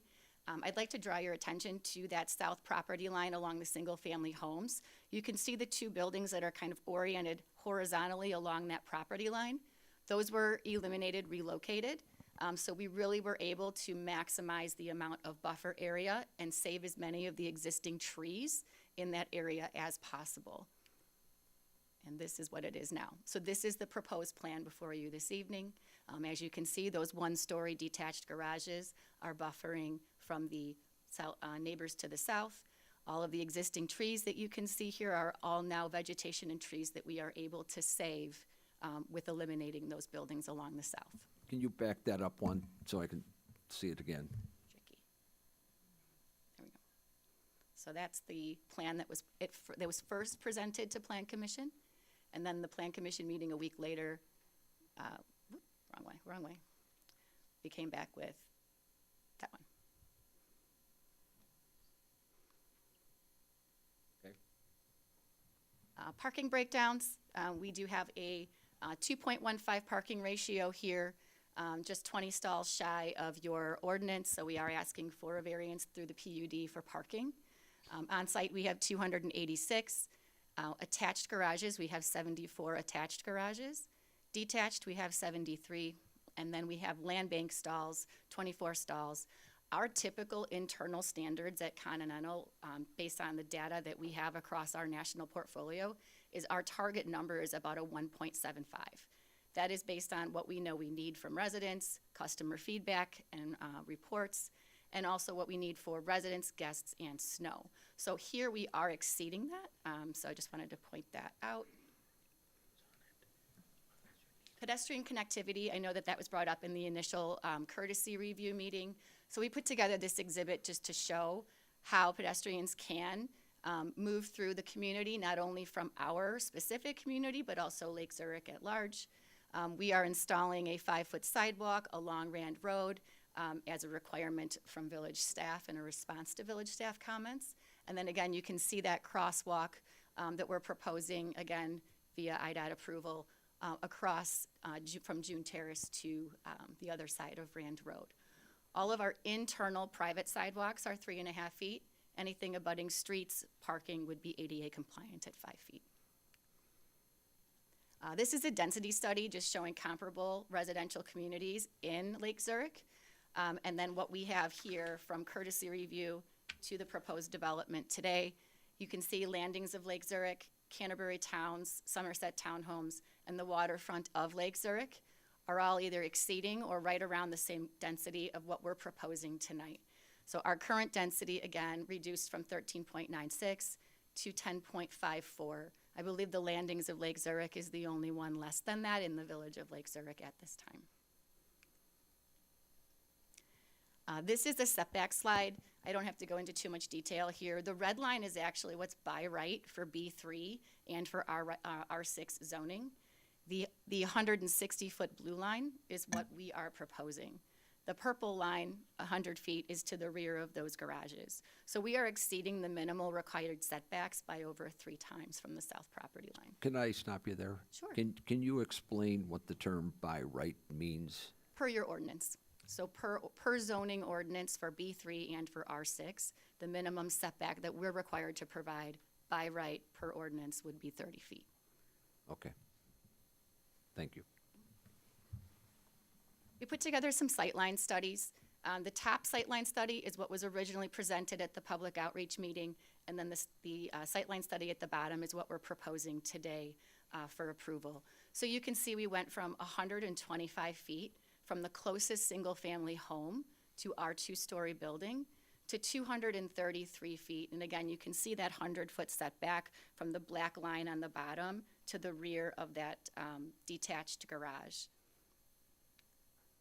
This is the home at 21975 Mayfield. Top slide, same, that was presented at the public outreach meeting.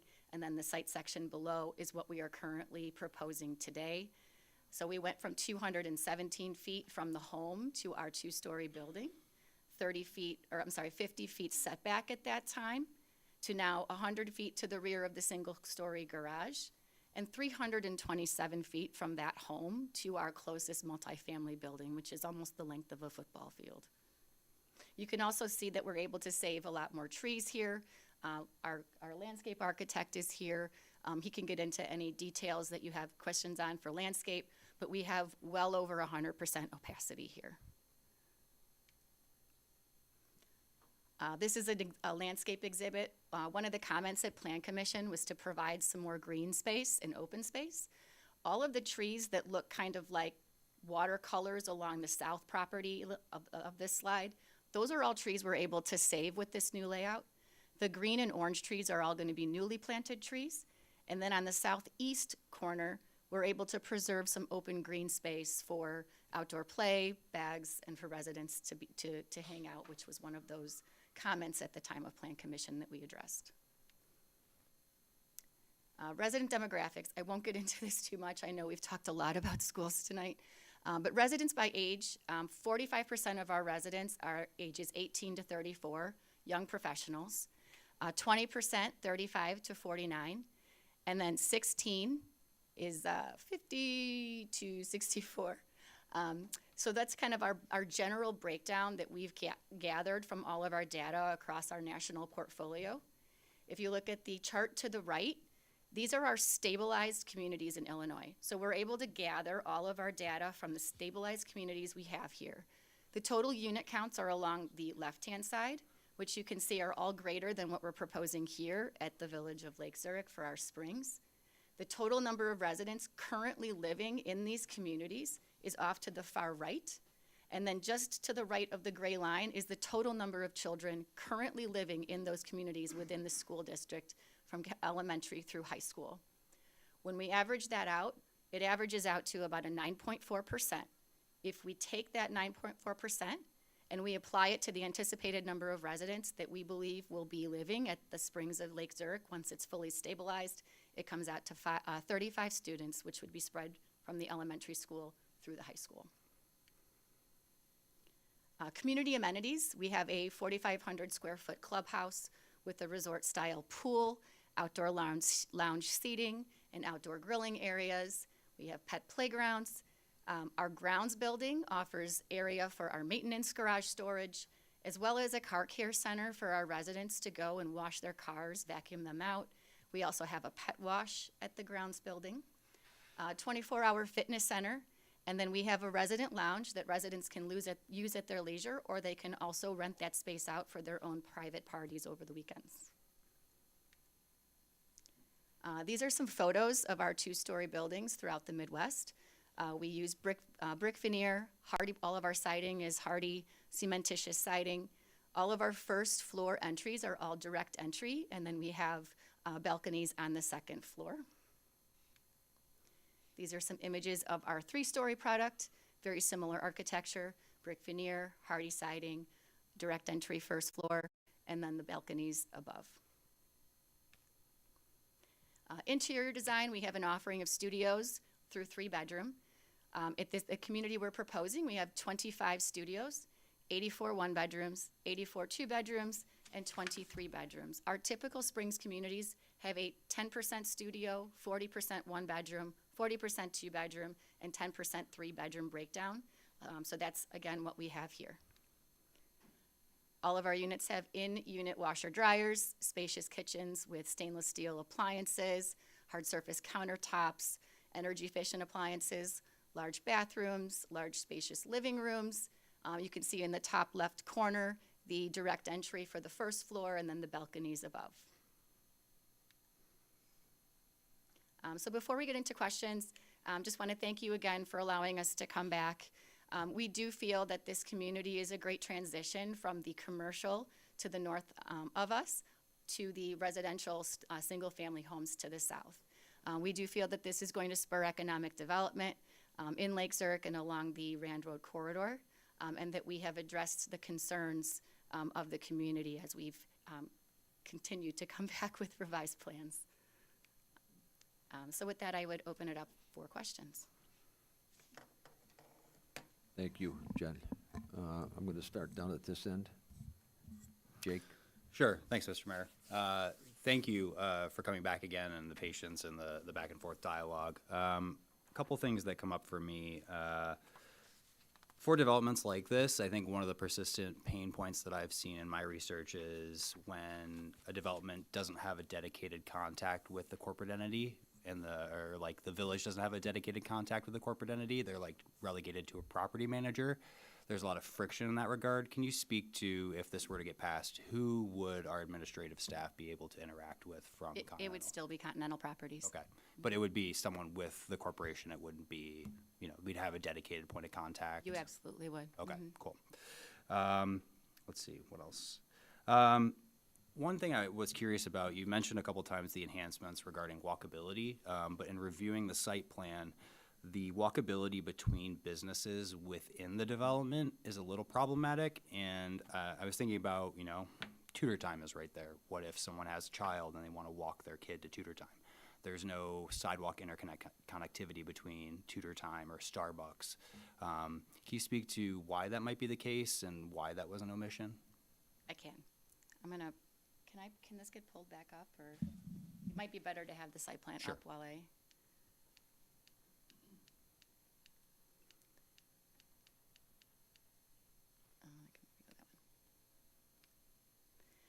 So right now, June Terrace is currently designed as it stands. We will be repaving and resurfacing that.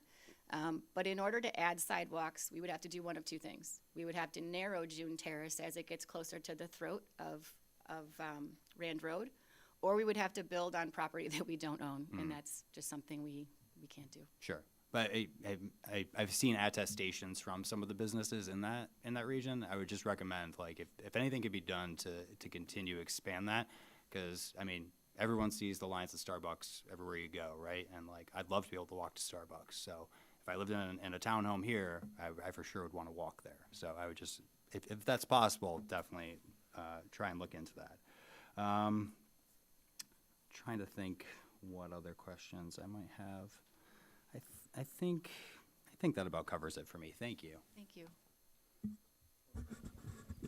Yeah, I first want to thank the residents who came up and provided feedback. One, it's not normal to come up here and provide feedback in an open forum like this, and then honestly, just to provide, your own perspectives and your own solutions along the way. I think that's part of the part of the benefit of it is being able to not just call it the problem, but maybe a potential solution along the way. So thank you for your time there. Thanks for the development. I know you guys have gone through a number of these meetings, especially at PZC as well. I know that there's been a number of questions answered already and between PZC's meetings and this. Could you talk a little bit more about, I know there's another address comment tonight about the privacy fence and privacy to the back of the property. I know you addressed it with the additional parking garages lining up behind there, but can you address anything more around privacy to the neighbors, which would be Deer Park? Sure. Well, first of all, those are single-story garages, so Yeah. to put a 6-foot fence behind them really doesn't block you from seeing anything besides the rear of a detached garage. Yep. So that's really more so the reason for it, is we feel that we've more than addressed the visibility, the noise, and the headlights from hitting the neighbors to the south, not to mention with how far we've increased those setbacks. It really isn't much of an impact. We're also able to save a significant amount of the existing trees, so you're really not going to see anything back there anyways. Yeah. I do appreciate, I know I've seen 2 changes within the density itself. It shows that you were listening along the way. I don't necessarily have anything at this moment in time. Maybe during deliberation I might bring up some other things, but nothing specifically to ask you. Thank you. Sue? No, I don't have any specific questions. Okay. Greg? So, I just wanted to say thank you for coming back. Thank you for taking the time to listen to our community with your event at Belo's. I was unable to attend, but I appreciate you doing that.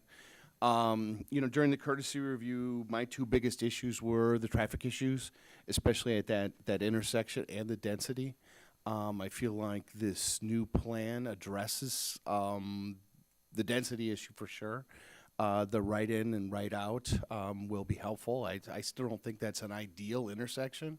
but it's not an ideal intersection for anything that's there. So I just wanted to say, thank you for listening. I'm sure there's still folks in the audience that would like different things, or maybe like the entire project to not be there. But I do appreciate you and your company taking the time to make the effort to listen to folks and try to find some common ground, if that common ground exists. So thank you. Thank you.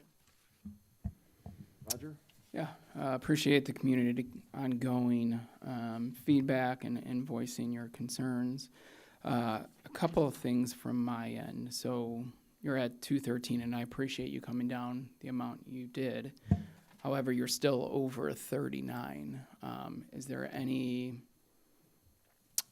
thoughts of potentially even coming down further, or are you kind of at the point where you feel like you're done? Yeah, there's really not much more that we can do. Okay. The fence piece, so I agree. I actually walked the property, probably even got poison ivy going halfway through the bushes, so I was out there and I wanted to see it firsthand. I agree, you moved it back a pretty decent amount, but would you entertain, even behind the parking structures, to put that privacy fence right behind that so it's not disturbing any additional trees, but potentially right behind those parking parcels? I'm sorry, I'm just going to verify I know exactly what Yeah. you're asking. Are you asking for On the direct- southern part of the property, kind of where the green squiggly line is, the highlighted green, right? So kind of behind that, I'm not saying on the property line, because then I know you have to take a lot more trees out, but potentially privacy right behind that. Yeah, I mean, quite honestly, there's going to be so much vegetation back there between the existing trees that we're saving and the new trees that we're planting. There really isn't a lot of room for a fence, and I don't know that there would be a purpose for it because you wouldn't see through all of that vegetation. Okay. And Larry is here if he wants, if you wanted to come up, if you had any specific questions on the type of plantings or, more about the opacity, but it is going to be extremely difficult with how much we're trying to save back Sure. there. Okay.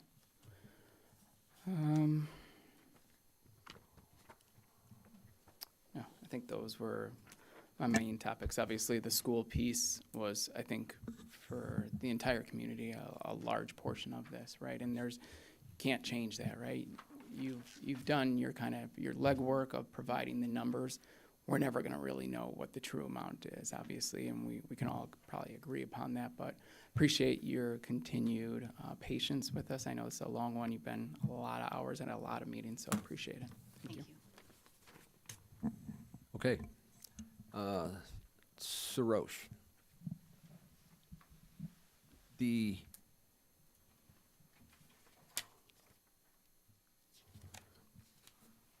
Regal Cinema property, the total acreage of the property, which runs to the property lines of the village of Deer Park, correct? There was always a perception that the berm along the parking lot with the trees was the actual end of the Regal property. But that's inaccurate, right?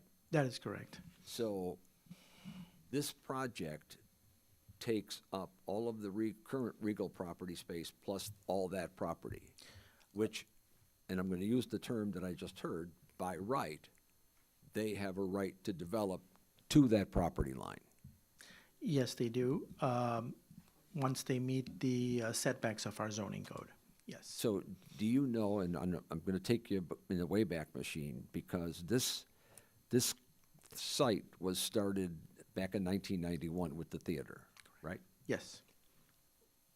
Do you, and you weren't here then, and I wasn't here then. Well, I was here, but not here. So, was there any plan, did you find anything where there was going to be a continuation of the development there? I guess I'm looking to see, did the whole property consist of Tudor Time, Belos, Walker Brothers, and it was all developed piecemeal, or not? The theater property itself consists of the theater building and its parking lot. That was the earliest portion of development that took place in 1992.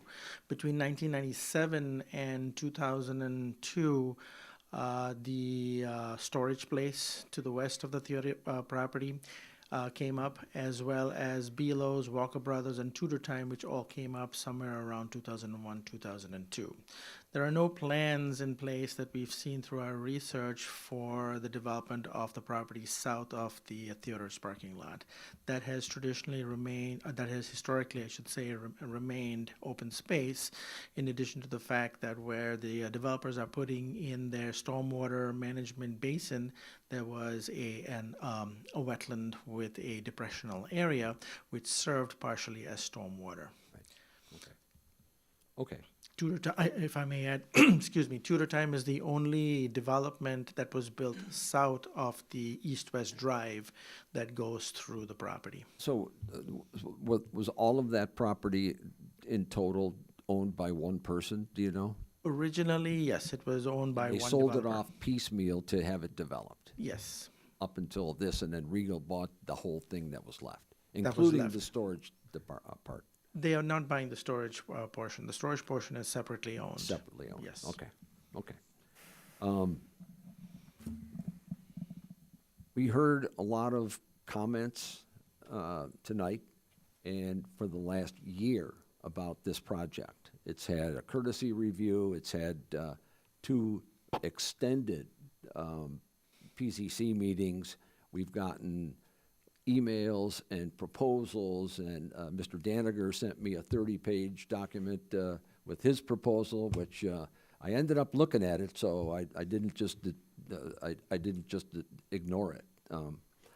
But there were a few things that were said in the course of this project that kind of irked me a little bit, and I want to go through some of them.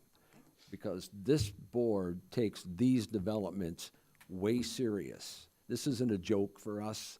We're very serious. We consider ourselves top-notch stewards of residents' money and what we're doing here, or else we wouldn't be here. We're not here for the fun and games and yucks. So there was a comment made that there would be reckless devastation of 10 to 15 acres of old growth.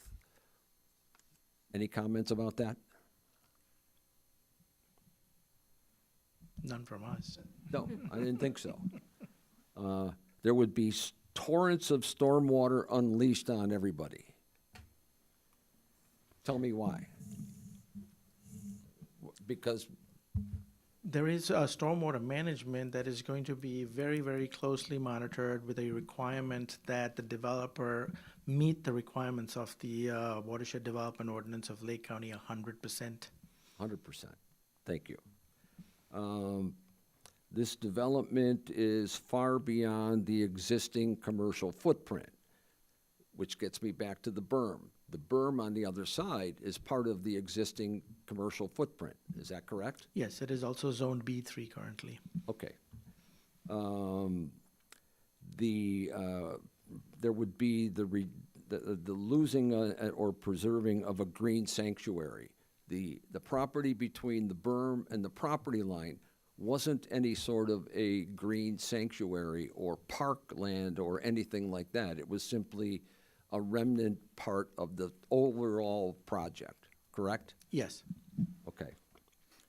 And that somebody made a comment that that if we proceed, it would be a great risk to the village coffers. So assuming that we were going to lose money on this deal, and maybe the cost of providing services to it would be over the top, we would go broke. I don't know what that meant, but that our share of the tax revenue on this property is like 13 pennies on the dollar.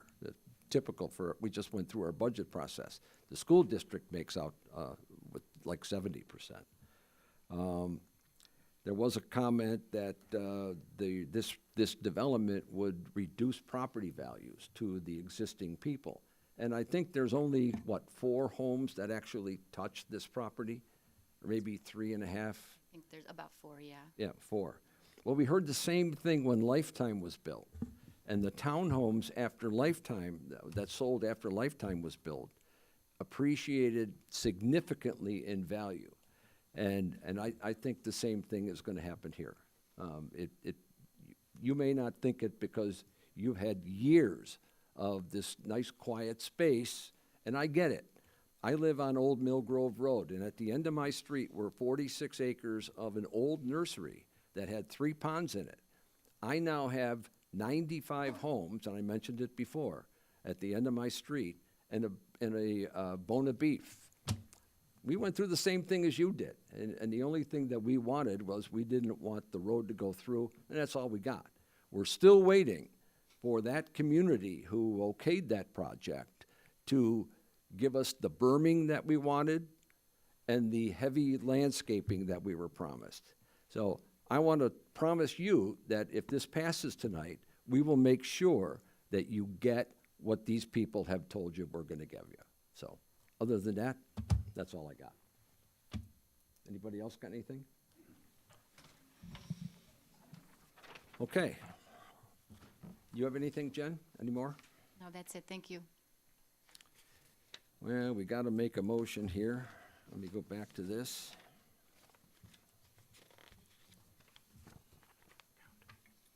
Okay, so then I need a motion and a second to approve ordinance number 2025-11-637, approving the planned unit development amendment, preliminary plat, development concept plan, special use permits, and modifications to the zoning and land development code for a mixed-use development at 755 South Rand Road. A motion, please. So moved, Marks. Marks, and a second. Riley. And Clerk Johnson, roll call, please. Trustee Wyder, Aye. Trustee Baradwaj, Aye. Trustee Marks, No. Trustee Riley, Aye. Trustee Chagru. No. Okay, so we have 3 ayes, 2 nays. Yep. So I have to vote, And Mr. Mayor? and I vote aye. Sorry? I vote aye. Aye. Okay, thank you. So the recommended action passes 4 votes to 2, and we're done with this item for tonight. So, thank you. Thank you very much. Good luck. Thank you. We'll all be watching this get done. That's right. Thank you.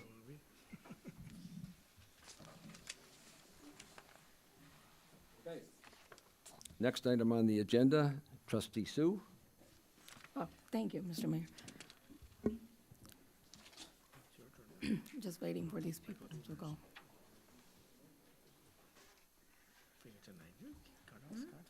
Where was that reading it from? The summary? Okay. I know, that's right. Okay. Oh, okay. Trivial thing on this agenda here. I know, you never know. I don't think anyone. Okay. All right. We're ready. Resolution approving purchase of property and authorizing execution of sale contract of 135 South Old Rand Road. Oh, hold on, I lost it. Assigned resolution 2025-11-106.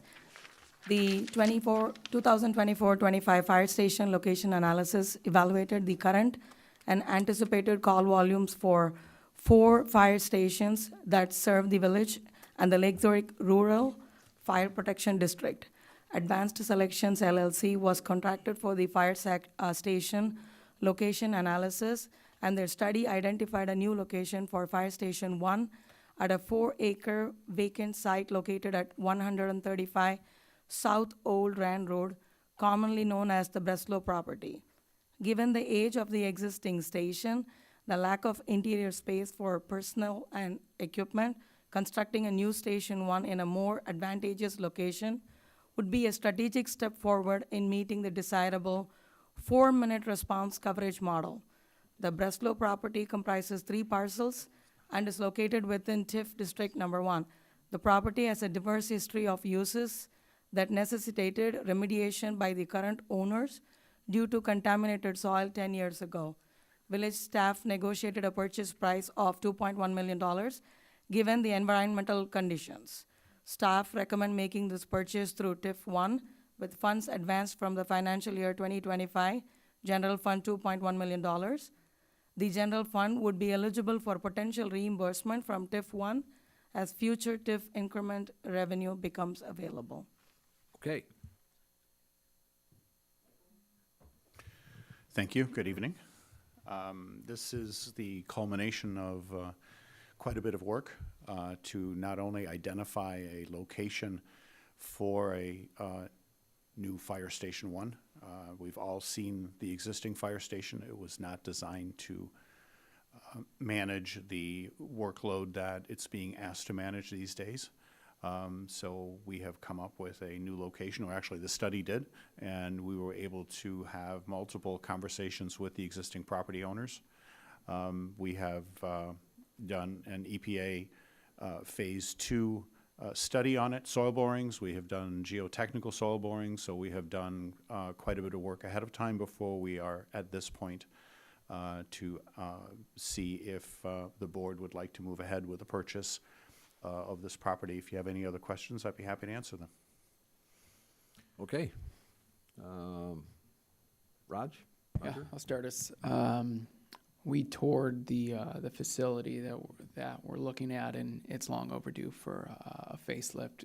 Chief Pilgard, we appreciate your dire patience as we kind of remedy this, and I think honestly this is a perfect spot and a perfect location that is going to cover where it needs to cover. So very excited for this. Really appreciate the support. Mr. Dubner, thank you for all the time and effort.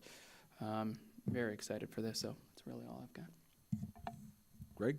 No questions. Jake? I know we've talked about this public facing a couple times, but if we could just refer to the study that was conducted about the viability of the next location of the fire station and what role this location plays, I think that's an important consideration for what we're debating right now. I think I'll take a stab at it. I have the fire chief here. He can probably fill in some of the gaps if there are any. The important element when you have a fire station is that you are able to arrive at the scene, so to speak, within a 4-minute time window. The existing location is not ideal, and that's probably because when it was built and where development has taken place over time. We are part of a 4-station model, so we have outside stations that are part of the Rural Fire Protection District that are, we respond into the district from Station 1, and they respond from the rural stations into Lake Zurich to provide safety, fire protection, as well as paramedics, what have you, on an expeditious manner. This location was identified as part of the study to provide a much better solution for lowering the response time. Also, obviously, the building, as Trustee Chagru mentioned, is in not the greatest shape anymore. It is long outlived its useful life, as we like to say. I hope that answers your question. Yeah, absolutely, and thank you for all your hard work throughout the process, Mike. You're welcome. William? No additional questions, thanks. Sue? No questions, thank you. Me neither. So I would like to make a motion to approve a resolution approving the purchase of property and authorizing the execution of sale contract of 135 South Old Rand Road, resolution number 2025-11-106. And I need a second, please. Second, Wider. Clerk Johnson, roll call, please. Trustee Baradwaj? Aye. Trustee Marks? Aye. Trustee Riley? Aye. Trustee Chagru? Aye. Trustee Wider? Aye. Okay, we're on our way to a potential new fire station.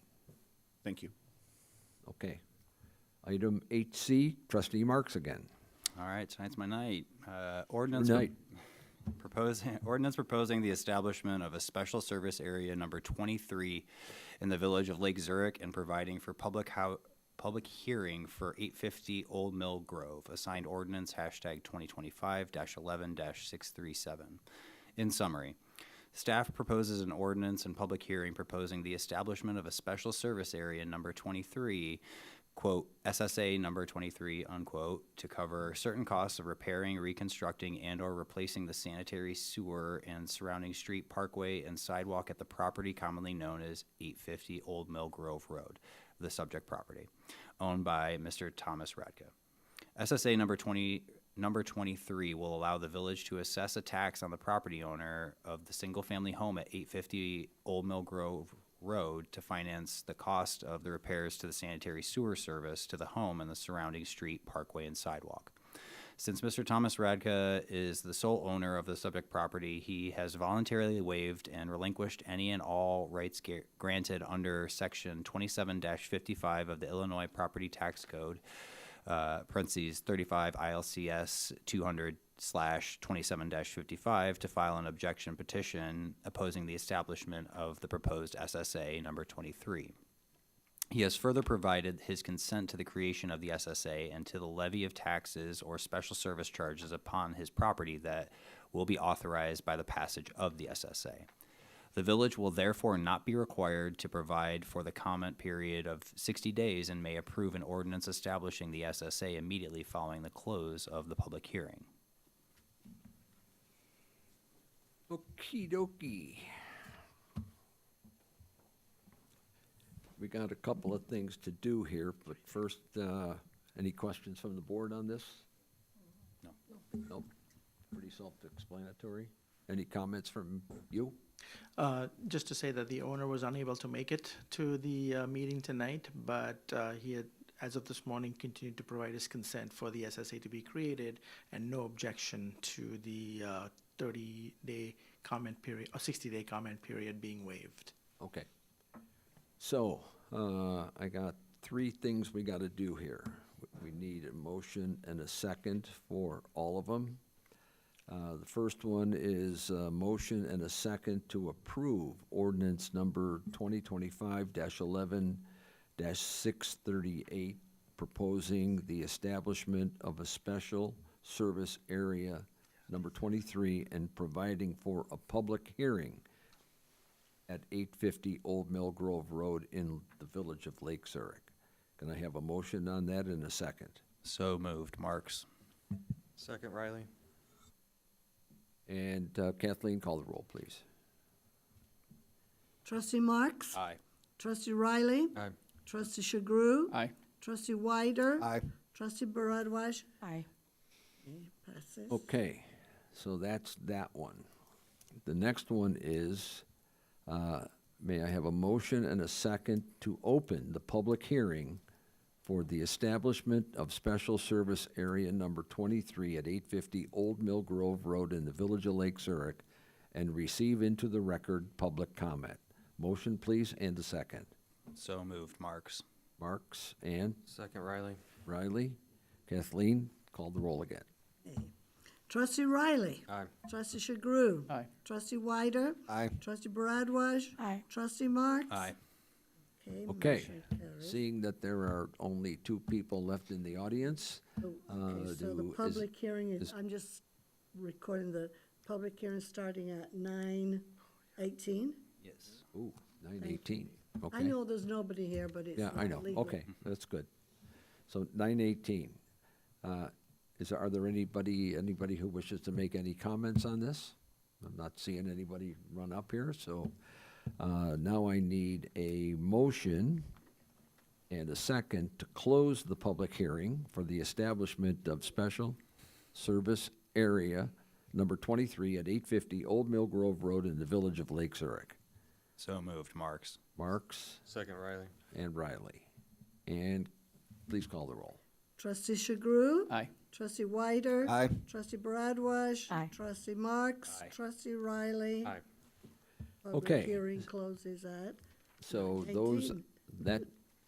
that homework is all done, and now we move to the next new item business, item D, Me again, here I go. Well, you haven't screwed it up yet, Yeah, I so know, I'm giving you now you- multiple now you've chances to jinxed do me. that. Yeah, I'm definitely in trouble now. Item D, ordinance establishing Village of Lake Zurich Special Service Area Number 23 at 850 Old Mill Grove, assigned ordinance hashtag 2025-11-638. In summary, the intent of establishing Special Services Area Number 23 is to finance certain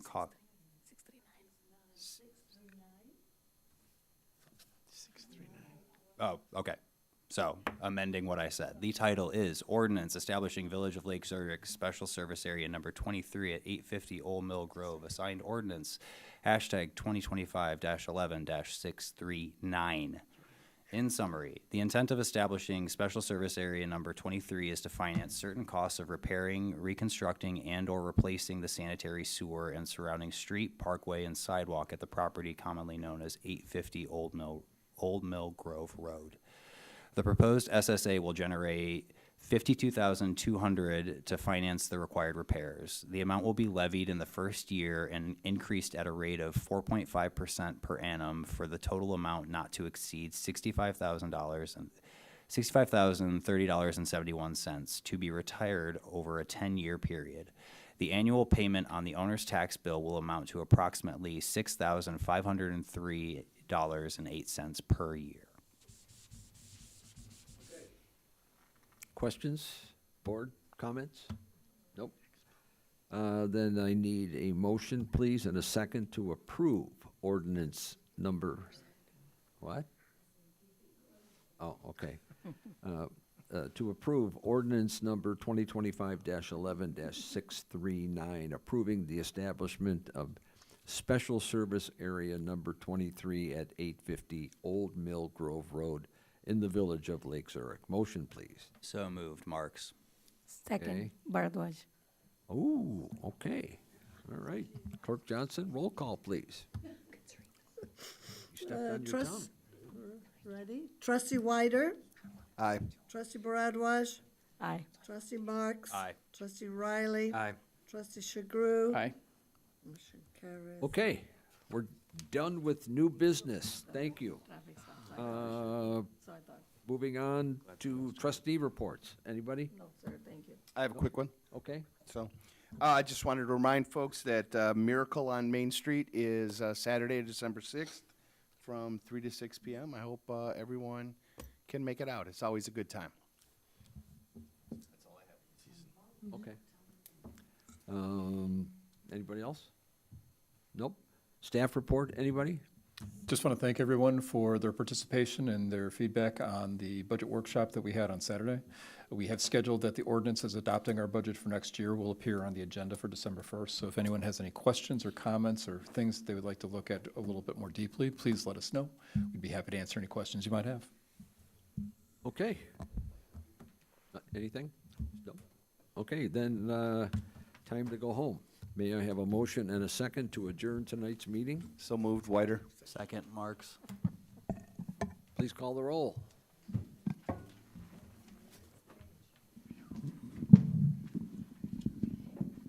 Trustee Bharadwaj? Aye. Trustee Marks? Aye. Trustee Riley? Aye. Trustee Shagru? Trustee Wyder? Aye. Motion carries, meeting adjourns. We at are adjourned. Everybody have a happy Thanksgiving, and we'll see you in December. Thanks.